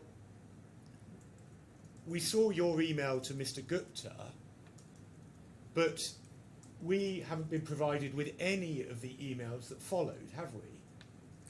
May I see that email again? Yes, we can go back to that. Let me just get that up. That's at 3267. Yeah. Correct. So here I say discuss. Deepak and me, we share the same office, premise. So it was a reminder to him that we need to discuss, see the merit of this entire proposal, whether does it make sense, does not it make sense, whatever it is. Well, so but it's a matter of discussion. But what we can see below on the same page is that Yes. Davinder K is chasing you. She's saying, awaiting to hear from you. Yes. And then, please do let me ask the question. And then you say to Deepak Gupta that you need to discuss. Yeah. So you must have replied to Davinder K, mustn't you? I wouldn't have. Actually, that is the reason, if you see in my trail email, there is no response from my side. So obviously I have not responded to her, and that is the reason why she's mentioning a statement saying, awaiting to hear from you. Well, and that's the point. We don't then see the eventual reply from you. That's No. another document that Exactly, must have because I existed. didn't need to reply because she resigned and she went. So when did she resign? I don't recollect. We'll have to see HR documents for this. Well, so she's chasing you on the 25th. Yeah. I mean, did she leave without notice? Do you remember? Actually, she reports to the head office, so I didn't know much later. I don't know even when I came to know that she was no more part of the organization. And So so- she had some personal issues and she left. So how much later did you find that out? I don't recollect. So what's her surname? Devinder? Davinder Kaur. Cool. How do you spell that? Kaur. K-A-U-R. Well, I suggest to you that she's chasing you, and then we can see you actioning it with Mr. Gupta on the 27th. 2 days after, yes. So I suggest that there must be a response to her. She can't have left that quickly, can she? Because if I've till the time I don't discuss, I probably respond to her. No, but I don't see that I have responded to her at all in this case, and I don't recollect taking this thing forward. That's what I'm trying to say. This matter was not taken forward because she resigned and she left. On her LinkedIn, she worked at at BLS until August 2023. So I suggest you may have got that wrong. Because she left, for me, as far as I know, she's a reportee of head office, and she left, according to me. Because she had gone in for a sick leave, she had some mother-in-law issues, and then she left. So I suggest that this is another example where there's a relevant document that has been withheld. I think it's a wrong inference from your side.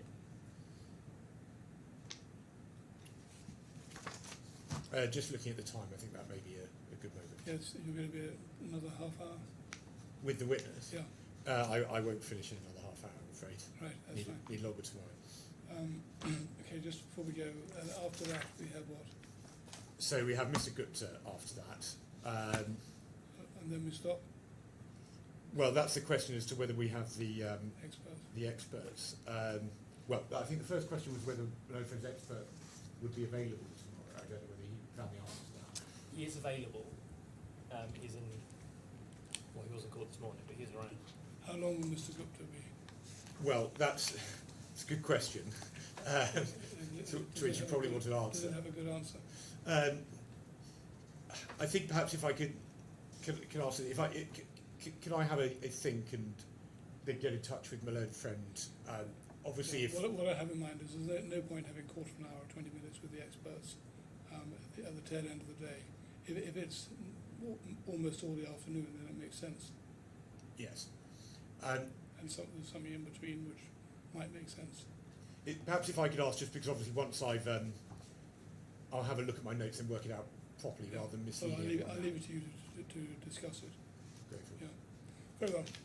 We're going to stop now. Come back at 10 o'clock tomorrow morning, please, and don't talk about the case in the meantime. Absolutely, Your Honor. Thank you. Thank you so much.